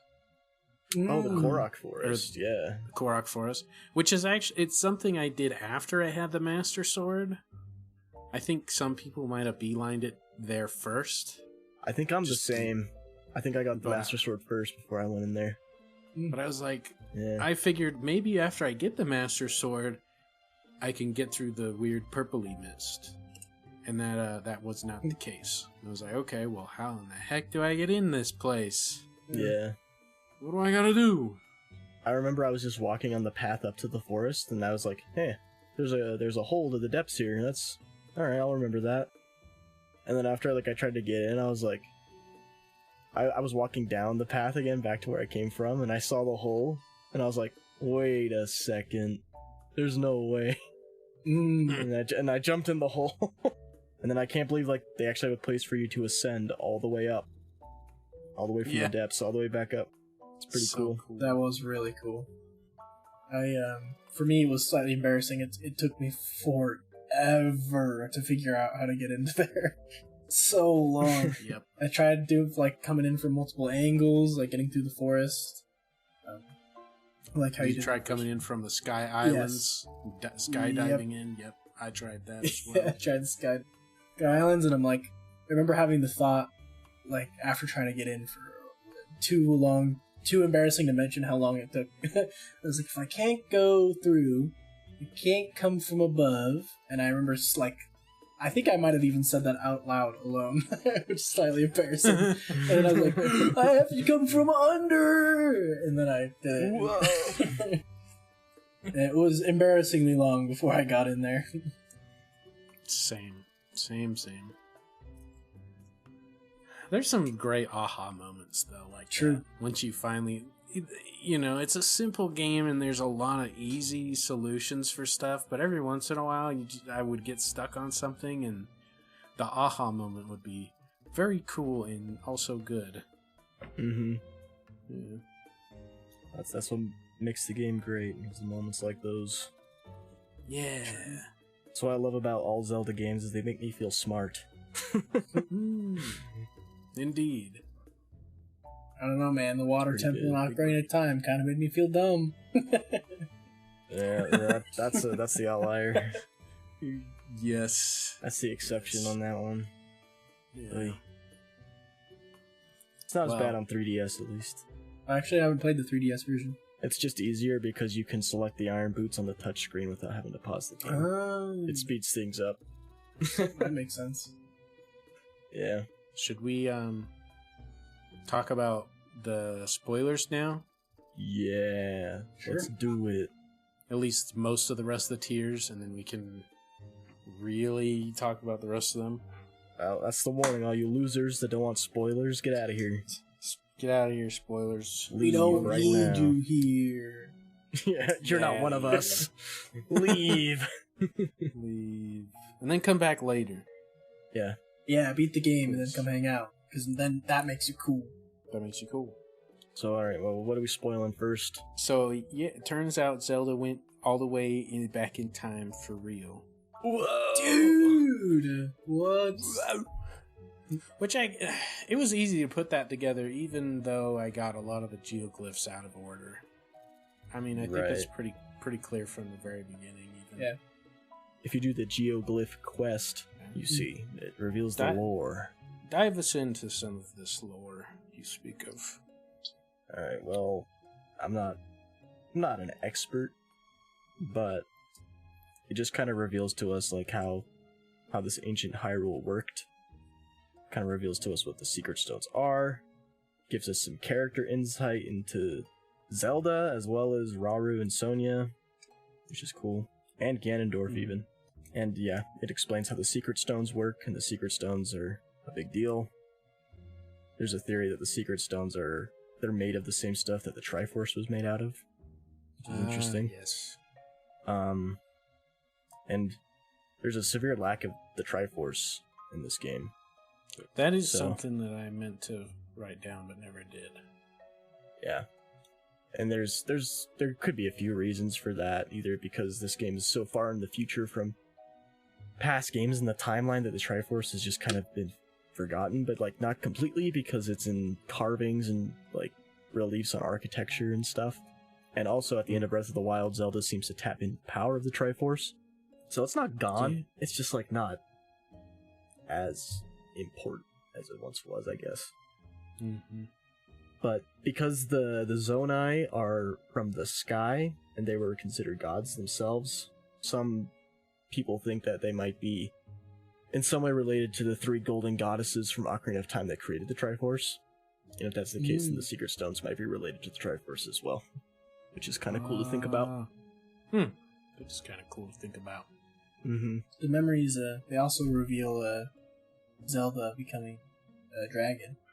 That's the big This is thing. true. Yeah. Yeah, big part. That is the big one. That's the big reveal. Yeah. Mhm. Which I didn't see that coming at all. No. I got one of the cutscenes out of order first, which was Zelda thinking about how to get the Master Sword back to Link in the future, and she remembers Minoru talking about Draconification, and so that's when it clicked for me. Where I'm like, oh, holy crap, she's that dragon that you see literally in the beginning of the game, like on the Great Sky Island. She's that dragon, and I was like, what the freak? And that was a big moment. I got pretty shocked by it too. I was like, no way! She's been around the map this whole time? Yeah, like she's been there the entire time. The whole time. Which is crazy to think about. Yeah, it's mind blowing, really. Because then it's like, well, okay, that I guess that the tears thing makes sense now. I finally understand. The tears of the kingdom are not the secret stones, even though they're tear shaped. They're Zelda's tears, her memories. It's so sad. It was really sad seeing her turn into the dragon. And then this was really cool too, though, because I remember one of the trailers they showed, I want to say like a year, maybe even more ago. The end of one of the trailers, it plays a version of Zelda's Lullaby with that instrument. Think much of it. We thought it was just a new version of Zelda's Lullaby, but it was because all along Zelda was a dragon. That's what I'm getting at. And it's a really cool tie-in. That is cool. We knew all along. Mm-hmm. It was right there all along. Dang. And it's really sad. It is sad. When I like realized it, I was like, oh man, my girlfriend's a dragon. That sounds like the title of an anime. This is some kind of slice of life. Oh man, my girlfriend's a dragon. We can't share a bed anymore. That time my girlfriend got reincarnated as a dragon. Yep. I got through those cutscenes and I was like, I have to find her. I have to help her. You know, and I was like, there's got to be some way to change her back or something. Yeah, that was my thought too. But then I got sidetracked because, you know, I'm like, all right, how am I getting up there? Goblin bike, baby. Goblin bike all the way there. Eat like a bunch of Zonai charges to get there. I mean, she's kind of hard to find too, is the thing. If you don't know like where to look, her route that she flies is kind of hard to narrow down. Unless you use Sensor Plus. Sponsored by Sensor Plus. Shut up about Sensor Plus. Shut up about Sensor Plus. Sponsored by G Fuel. Shut up about Sensor Plus. Nobody cares about Sensor Plus. Sensor Plus. Get 20% off when you use the name brand at checkout. Yeah, 20% out using name brand at checkout. G Fuel. Sensor Plus flavored. I didn't use Sensor Plus. I had to find her the hard way. Sorry. She was just right around where the final tear dropped for me. Yeah, me too. So actually, I was like, that is how I got up there myself I was like, as well. I ain't letting her get away from me now. Yeah. And then you get up there and it's like, oh my gosh. Oh, that's the Master Sword. That's the Master Gourd. The Master Gourd. Did you guys meet that NPC? No. Huh? What are you talking about? You guys didn't meet that NPC? No. Dude, there's a funny little guy that's running around Hyrule somewhere that's looking for the Master Gourd that seals out evil. What? You talk to him and he's like, listen, I've been hunting down this thing called the Master Gourd. He's like, I've heard it somewhere in Hyrule Forest. It's supposed to seal away evil. What in the world, dude? And then you can say like no, there's a such thing as a master sword. And he's like, that's hogwash. No, I heard it right. It's the master gourd, and I'm looking for it. Really funny guy. That is anyway, funny. though, the master sword is there. Did you guys have enough stamina to pull it out first go? Yeah. Yes. Stamina's the first thing I built up. I didn't care about hearts. Same. I thought that was interesting how they flip-flopped it from Breath of the Wild, because Breath of the Wild, you needed a heart count, right? Yep. Yeah. Yeah. I'm glad they Kinda changed nice. it. Yeah, me too. I Yeah. thought that was a pretty clever way to do it too, and how like the dragon tries to shake you off while you pull it out. I thought that was a cool twist as well. And it went crazy. I gotta say though, the pulling of the Master Sword in this game is probably my favorite one from any game.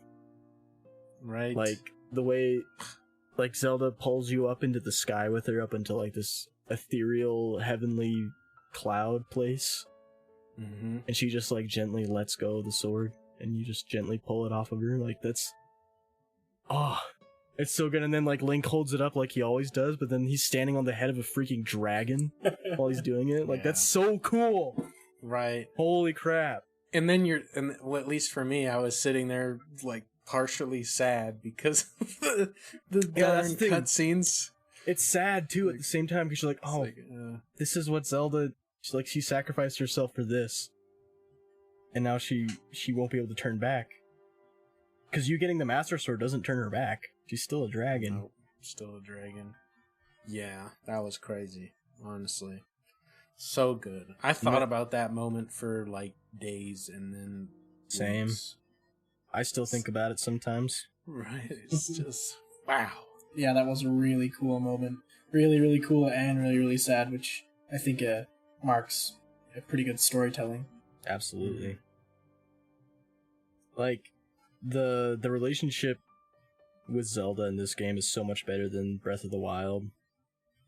I feel like, because in Breath of the Wild, she was kind of like this distant thing, I felt like. Because the only connection you had to her was through the memories, Link's memories. And those didn't feel super concrete, but like in this game, like you're with her in the beginning, and then as you explore the world, you kind of get a sense of what Link and Zelda's relationship is with each other. And you get the feeling that they're at least really good friends. And so that makes you want to help her. Sure. Yeah. Yeah, the mystery was immediately captivating for me, which is funny because it's the same premise as every other Zelda game. Find Zelda. Much. Yeah. Yeah. Save Zelda. True. Yeah, so good. Super good. You know, my girlfriend's a dragon, but I still love her. Would you still love me if I was a dragon? Would you love me if I was a worm?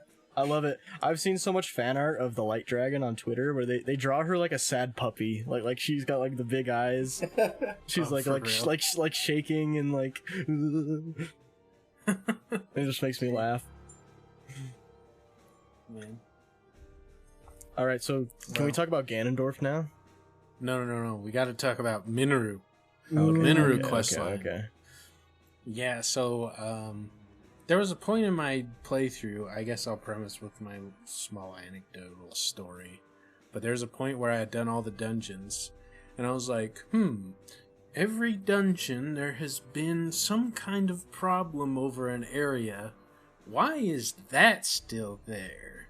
You know, the storm over the jungle. It's like, why is that still there? So I was determined. So I got on my goblin motorcycle and I rode up through the storm and onto that island. I did the puzzle later. I cleared the storm out later. I don't know how I made it through any of that at all. I don't know. I just must have got lucky because eventually, right, you fall into the depths. Yep. No idea how I made it to that point. No idea. Did you just wear like the rubber suit or something?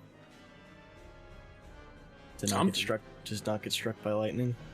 I don't know. I don't know what I did. I blacked out and I was doing the quest.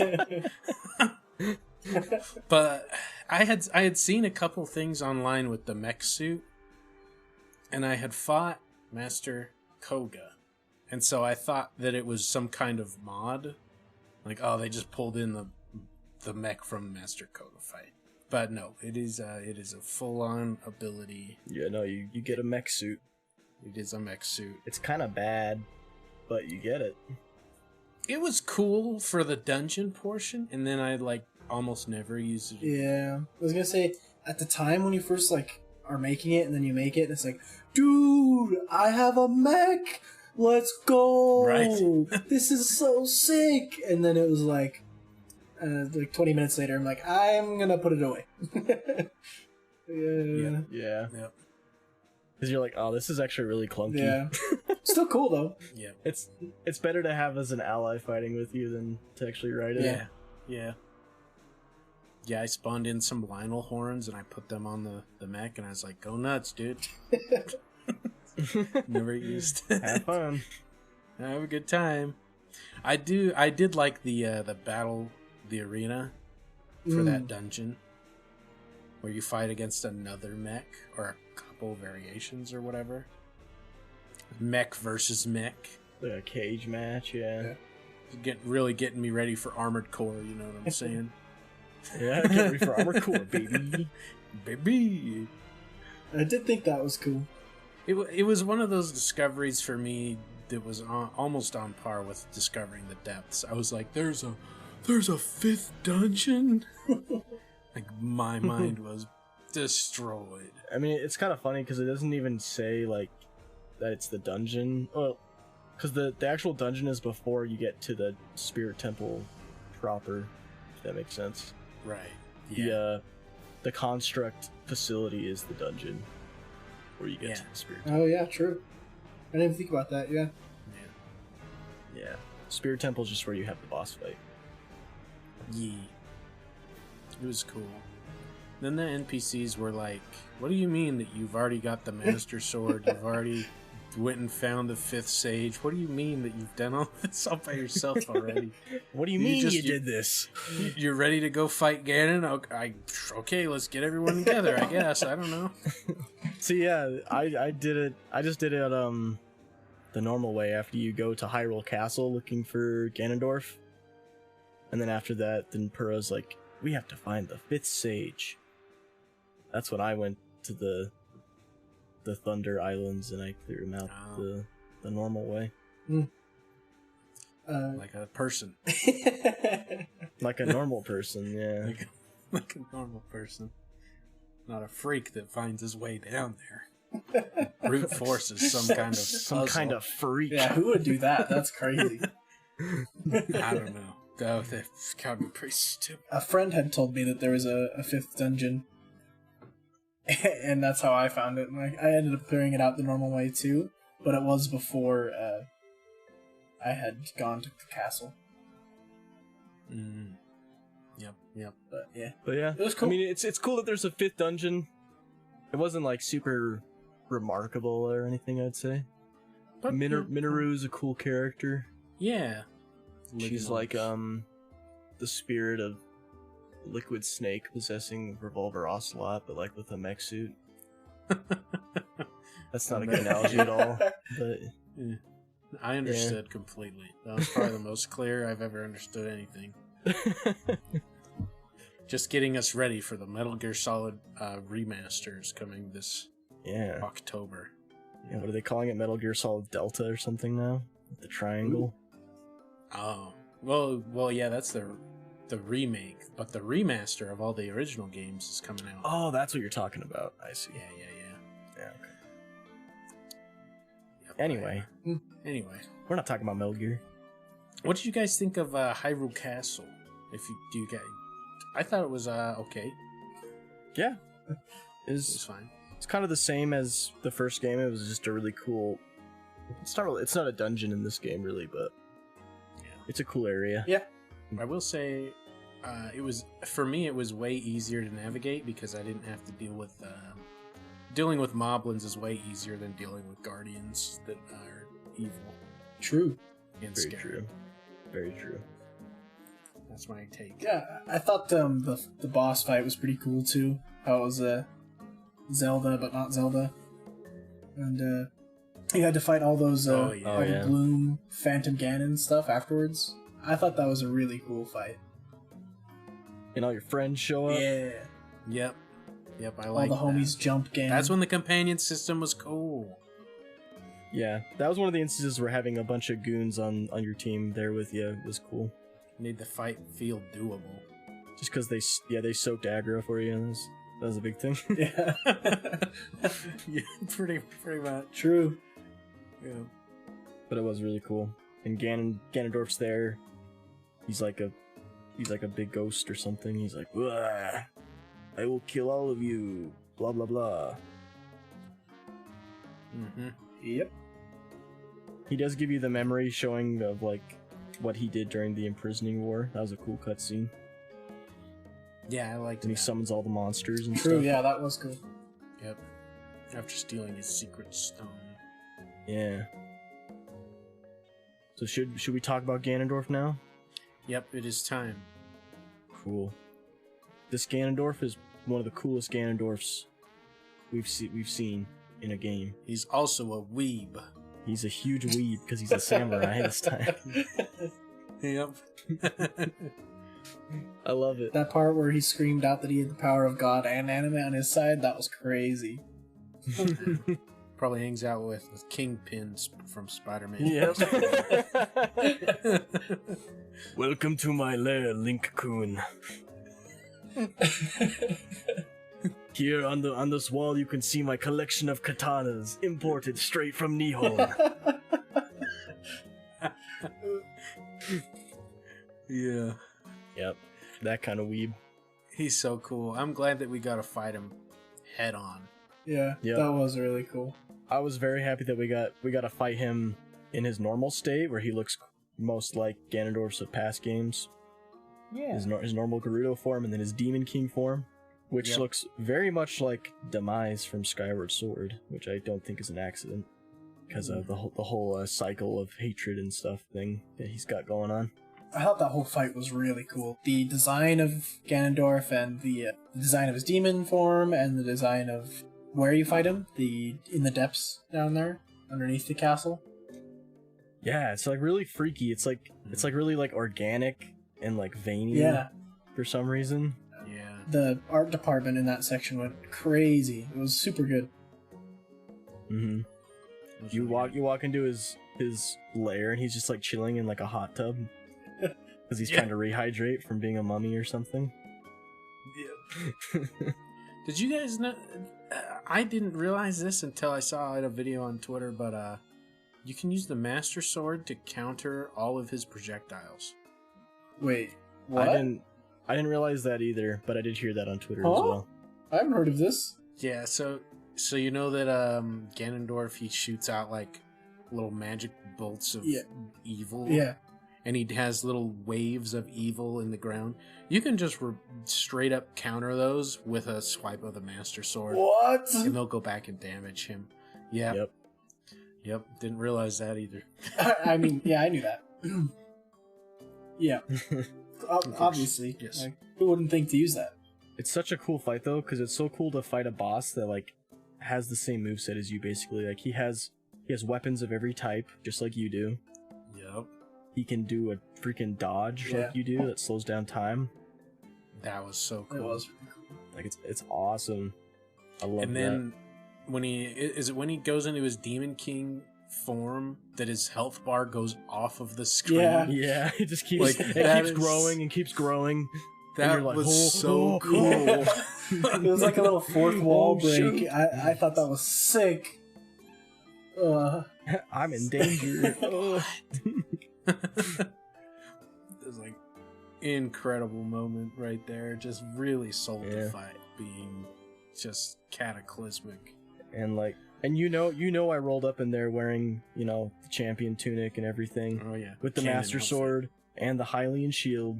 Let's go. I rolled up in there with the fit. He had the fit. And it made it look even cooler. It was awesome.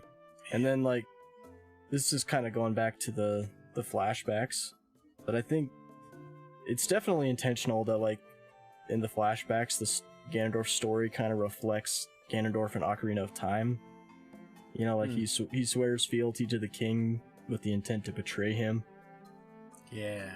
Kind of thing, and then he ruins the world. Yeah. It's kind of interesting, I guess. Again, it really, really screws up the timeline, but it's cool. It is cool. And then, yeah, he swallows his secret stone and turns into a MF dragon. Draconification. Which I was not expecting that at all. I don't know about you guys. That was crazy. And that was probably the easiest part of the fight when he's a dragon, but dang, was it cool. It was so cool. Agreed. Because then your girlfriend comes and helps you. She carries you up into the sky. The music was really selling it too. I think that's finally, you know, the trailer music. A lot of people have been looking for Zelda the whole game. I'll tell you what, I was looking for that freaking saxophone sounding instrument. What quest would pull that saxophone instrument into my ears? And it was the final boss, of course. Yeah, it was very good. True. Very, very cool good. fight though. Riding on the light dragon, like she'd pick you up. Mm-hmm. Yeah, that was you cool. have to dive onto his back. Yeah. You gotta pop his zits. Yeah. Yep. I'm gonna fight a dragon on top of another dragon.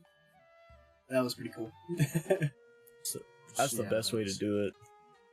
Bombastic. And then he, like, explodes in a nuclear explosion when you kill him. Yep. Pretty cool. It is cool. I think this is really like a good example of one of our earlier points where it kind of just improved everything from Breath of the Wild. Because I thought in Breath of the Wild with Calamity Ganon, it was like I feel like they kind of went for a similar vein with the Dark Beast Ganon. Once you get to there, it's like it's supposed to be this big bombastic thing, but it kind of felt, I don't know if this is a valid criticism that most people feel about, but for me it felt kind of out of place when he turns into that. Maybe it's very nitpicky. It was like, this is kind of just out of nowhere. Now I'm fighting this giant beast.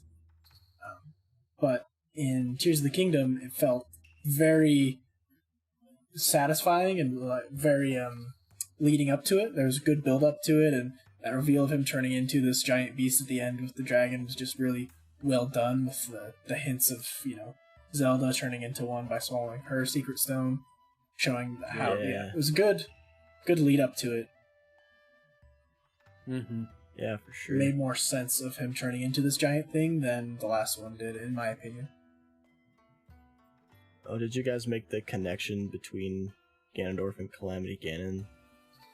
Though, as in a so this is kind of off the wall, but so in Breath of the Wild, Calamity Ganon has 3 big forms that it takes.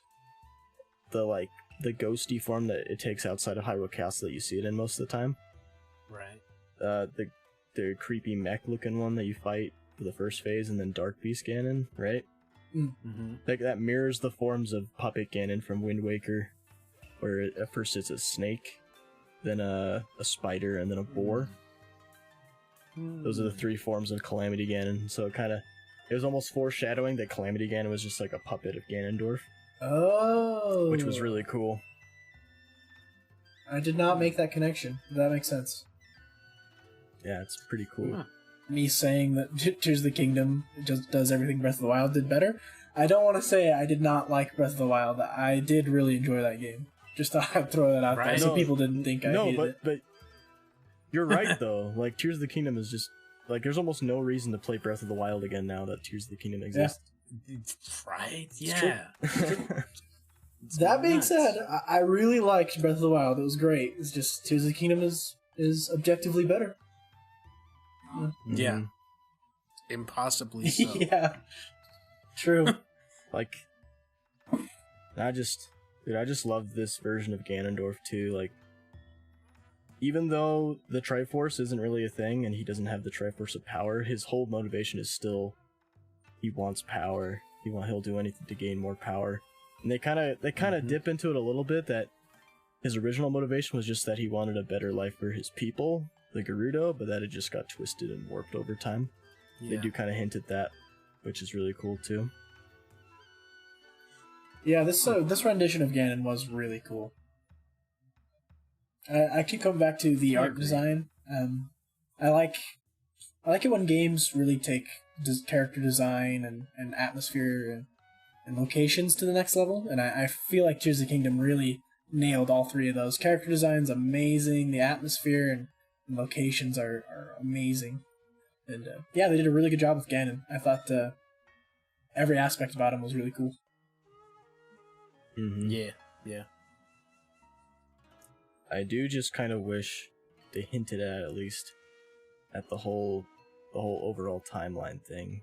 They'll never do that because Nintendo doesn't like to do that. But just even like in the beginning of the game when Ganondorf says like Link and Zelda's names, when I first heard that, I was like, holy crap, is this the same Ganondorf that's like from, Ocarina of Time and Twilight Princess? Like, is this the same guy still? Because that'd be crazy if it was. And he like sees them and he's like, oh, it's these two idiots again. I gotta kill them. But no, that wasn't the case. I wish there was more of that. You know what I mean? Yeah, more connecting all of the games. Because Ganondorf's just a reincarnation of Demise's hatred. And so he would at least eventually realize that he's kind of tied to the spirit of the hero and the blood of the goddess, which would be really cool.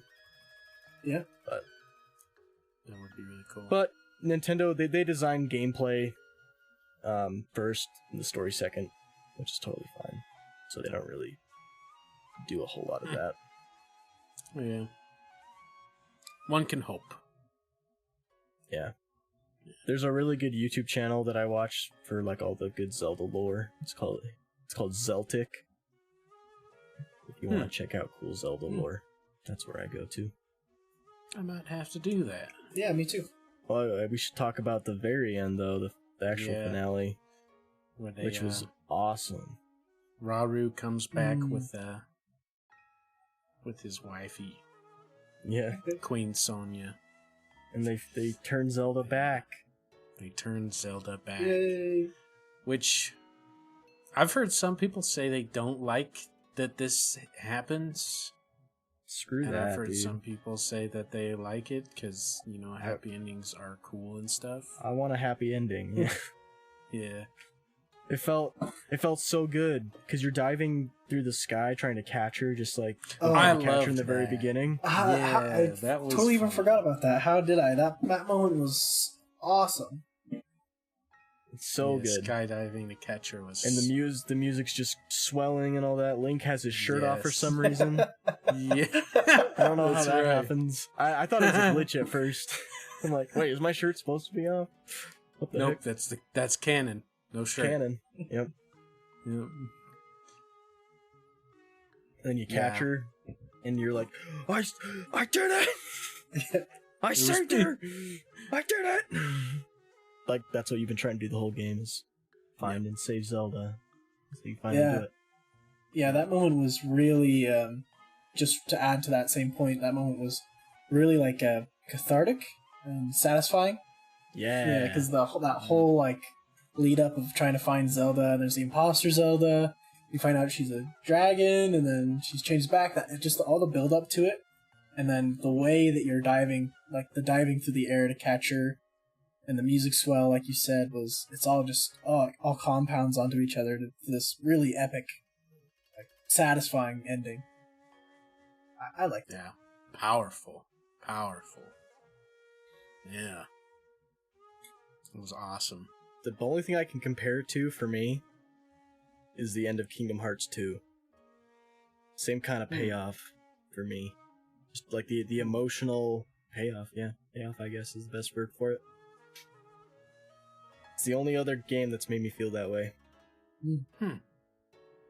So would this be your number 2 game if it's the only other game that made you feel in a certain way? Maybe, maybe not. I don't know. Is it up there? Who am I to say? For the finale of a game, it's definitely up there, for sure. Oh, absolutely. For sure. It doesn't matter what kind of a player you are, you will find some value in Tears of the Kingdom. Somehow, somewhere. Whether that's getting the payoff of like the emotional finale and the conclusion of the whole game, or whether you're just kind of messing around with Zonai devices. It's crazy to me that around every corner it is just beyond polished. I barely ran into any bugs or like I didn't crash at all. There's a couple frame dips, but it pushes the Switch to its limits. It does. And everything is good. How do they get all the emotional beats to feel pretty good? Good conclusion, good everywhere. Yep. Aonuma is crazy. That man is insane. He is. Who knows what they're going to do next with Zelda? We don't even know. I mean, there's probably going to be DLC for this game. I hope so. Do you think there's room for for the standard formula for a trilogy? Make a third type beat of this?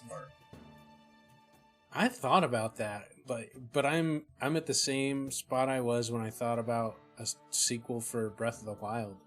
Where do you take it from here? True. We already have 2 additional maps on top of Hyrule, and like, what do we do? There's no way that they can make a game with the same like gameplay style as this, because I feel like they've already hit. True. Yeah. The open world kind of sandbox style of Zelda. Like, what else could they possibly do? What, you know, right? And it's if kinda, they do, kind of like how with the classic Zelda formula, they hit peak with like Twilight Princess. Yep. Like, where do you go from there? What do you do? And if they did want to do like some kind of trilogy, I mean, Ganon, he did. Yeah, who do you make the main bad? He did. Majora, bring Majora back, baby. Majora back. Forget Hyrule, we're going to Termina. Maybe cool, actually. Different map. Bring back Majora. Bring back the happy mask salesman. Oh, that's They'll probably never do that. They'll probably never do that, but that would be cool. That could be cool. That would, that would be different than the Sheikah Slate abilities and the hand abilities. Yeah, bring back the mask transformations. That could be cool in this kind of game, the open sandbox. Would you guys say that this is your favorite Zelda game then? Ooh. Or where would you put it in your Zelda game rankings? Man, that's a hard one. For me, I feel like this one almost supersedes Breath of the Wild because they're really similar, right? Mm-hmm. So if I was gonna do like a top 3, I couldn't put Breath of the Wild and this game in there because they're too similar. I agree. Agreed. So it would definitely be in my top 3. But like, it's really hard to top Wind Waker and Majora's Mask, and even Twilight Princess for me. And then of course Ocarina of Time's always there too. Yeah, it's hard to say because there's just the open world is such a different formula as compared to the more traditional, almost Metroid feel of the other games with collecting items and going through dungeons and stuff. Yeah, it is pretty hard to compare them. So I feel like I could almost compare a game like Link to the Past with like a 3D Zelda, but I don't. It's hard to say because it's just a totally different thing going on. But favorite, maybe. I will say I do miss the classic Zelda formula. Mm-hmm. I'm sad because I don't think they'll ever go back to it. But I completely understand why, because they're always looking to kind of innovate and try new things, which is totally fine. Like, the reason people didn't like Skyward Sword at first was because they were kind of tired of the linear sort of formula, I guess. Yeah. But I don't know where you go from here, though, at the same time. Yeah. It's crazy. Yeah, for me, I think pretty much the same beats as what you guys hit. It's so different. Definitely in my top 3. For me personally, as my own kind of anecdotal thing here, is that I played Ocarina of Time at a really young age. My brother would play it, and I was probably like 8 or 9. I can't remember my exact age. But Ocarina of Time really kind of got me into gaming. It was like my first game, so that always has like a special place. So I don't know if anything will ever top that. That's kind of my own nostalgia, my own completely non-objective thoughts, though. But so as terms of favorites, this is definitely up there, though. I'm the same way, but with Wind Waker. I grew up with Wind Waker. A little bit later, but I'm the same way, but for Link to the Past, but on Game Boy Advance. Whoa. Yeah. Kind of a weird one. Different. Yeah, it's hard. Like, everyone's got their favorite, right? And as we get older, it's harder and harder to replace the favorites that you grew up with. Yeah. Yep. So it's just gonna be that way. But it's also definitely easy to see like how far the series has come over time. Mm-hmm. Yeah. Yeah. All that being said, though, this is probably one of the best games of all time. I'd say it's probably even the best game you can put on your Nintendo Switch. Like, that's come out in this console generation. I would agree. Yeah. I agree with that.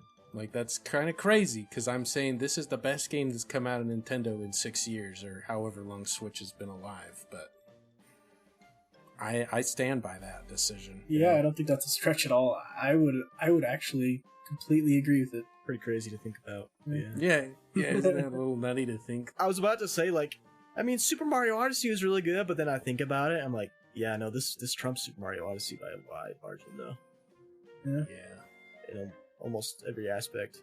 The density of the content, of the world, of the activities, putting the player first and what they want to do. It's just, there's nothing that can be compared to it. It's crazy. I'm sure plenty of games will try. They're going to try to be like this game. Just like Breath of the Wild. Genshin Impact 2 is coming out. It's gonna have anime devices. Don't even manifest it, dude. It's gonna have the depths. No. I mean, it's gonna have the heavens. It's gonna have everything. Don't even start that, dude. No, but like, I don't even know how do you copy this? How do you even innovate on this anymore? I still think Elden Ring is the only game that has gotten close to even feeling like Breath of the Wild for me, in terms of like exploring and adventure and stuff. I would agree. Me too. Yeah. Like when you said density, where there's so much to do, and there's like not really any wasted space. Like everywhere you go in the entire map feels like there's something to do there. That's kind of crazy. And the only thing that's ever approached that, I would agree, is crazy times. Pretty crazy. Every open world after this kind of is going to feel like a hack. Yeah. I don't know if any adventure game can top this. Spider-Man hopefully will come kind of close. Spider-Man, there we go. Spider-Man, it's a different game though. Different kind of game. Yeah. Character fighter. Yeah, basically. Yeah. So I'm curious, I don't know if you guys like this rating or not, but I know some people don't like to do this with games, so you don't have to, but where would you put this on a scale of 1 to 10? 10. No hesitation. Solid 9 to 10. Yeah. I mean, I could say it's a little less than a 10 because of how much I do not like the companion system. Yeah. But that is, well, you turn all the companions off and it doesn't really change your experience very much. Yeah. I have no issues with the game anywhere else, I think. Yep. Yeah, I think if we're including, sorry to throw in my own rating, but yeah, I would, I'd probably put, if we're including points, like decimal systems, I'd probably say this is a 9.7, 9.8, yeah. Yeah. It's up there, dude. Like, as we're speaking, I'm listening to the music, and it's playing the music that plays when you catch Zelda at the end. I'm getting goosebumps just from hearing this music. Like, that's how you know, bro. That's how you know. Yeah. Like, somehow Nintendo defied all the odds and managed to make another game that, like, innovates so much on the entire industry. And it's a sequel to the game that they did that same thing with 6 years ago. Like, how is that possible, dude? I can't even fathom that. It is unfathomable. They can't keep getting away with it. Yeah, it's truly incredible. Like, all these points about, how they did just Breath of the Wild, except better in every regard. It's like, back when I was playing Breath of the Wild, I would never imagine that you would improve on Breath of the Wild. Yeah. Right? It's incredible to think about. And then it just gets you really excited about what they'll do next. Like, their track record is so good. Yeah. I know what the direction is. Oh. All right. This is the new direction. This is the DLC. Okay. This comes from the mind of Jordan, who couldn't be speaking with us, but I spoke with him a couple weeks ago, and he said this. Okay. The game needs better fishing. There needs to be a fishing mini game. There needs to be better fishing because killing correct. things with arrows and also electric devices is cruel and not very sportsmanship. How did I not even think about that? Okay, this game actually sucks. It doesn't have a fishing minigame. No fishing minigame? Zero. Right. Zero. How did I not think of this? Every good game has a fishing minigame in it. Why? Even why does Zelda this game not have games. one? Even previous games have fishing. Where's my fishing encyclopedia that I can fill out and like get shots of dopamine every time I catch a rare fish? Every time, yeah. Where is it? Where? You're right. Oh man, game's ruined. Game's ruined now. Ruined. Jordan and his big brain comments about fishing. Yeah, game's 4 out of 10. Mid. Yep, 4 out of 10. No fishing. Can't pet the dog. Mm-hmm. Yeah, you can't pet the dog either. That's still a thing, too. I take it back, 2 out of 10. Ooh. Yeah, the DLC is going to need to offer a lot of things for me to want to come back. After these revelations. Right, hear me out. New direction, next game, trilogy, Zelda in space. All right, there you go. Hey, dude, that's how they'll bring back the aliens from Majora's Mask. You just cracked it. There. That's another thing too. I really wanted a side quest that'll bring back the aliens from Majora's Mask. That's my favorite side quest in that game.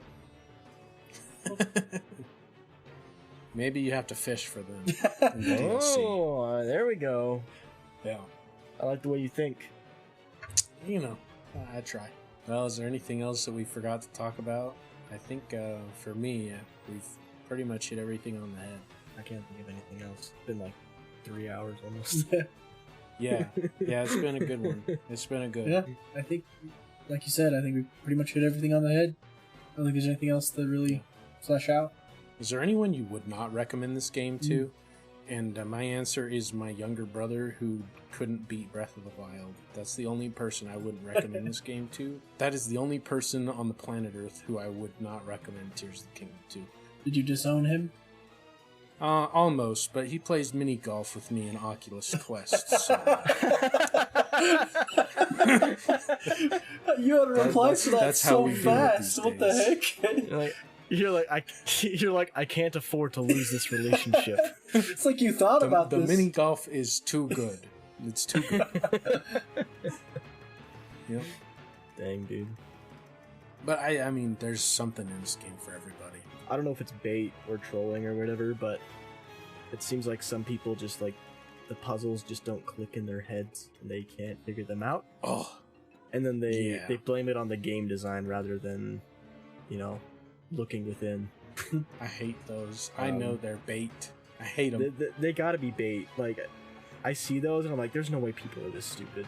Like, there's no way. It has to be rage bait. If you are one of those people, though, unironically, I guess the game's not for you. Yeah. That's the only kind of people I can think of. You know what? I've got the demographic I wouldn't recommend this to: the blind and deaf. You know what? I think you're on to something there. I actually feel bad for them for not being able to experience this. Yep. That's true. More than anything. We'll have to make a book in Braille containing my entire Let's Play. We'll see if that works. Every action. Guess that's it, huh? Yeah. That's it. Stellar game. Stellar game. Thanks for coming on the podcast and talking with me about it, y'all. Yeah, of course. Yeah, thanks for having me. It was fun. It was a pleasure. Indeed. Always is. Always is. Likewise. Socials? Y'all want to plug any of your socials? Whatever you want? Nah, I don't got anything going on right now. I guess I'm JManJackson1 on Twitch. I haven't streamed in like 2 years, so yeah, that's about it. Nice. If you want this podcast, it's anywhere podcasts are. You probably know that if you're listening and are a listener of it at this time. I guess that'll do it for this episode, huh? Seems like it. Seems like it. Okay. I'll just play us out then. Next time, we'll eat an Octorok because we're very hungry. We are.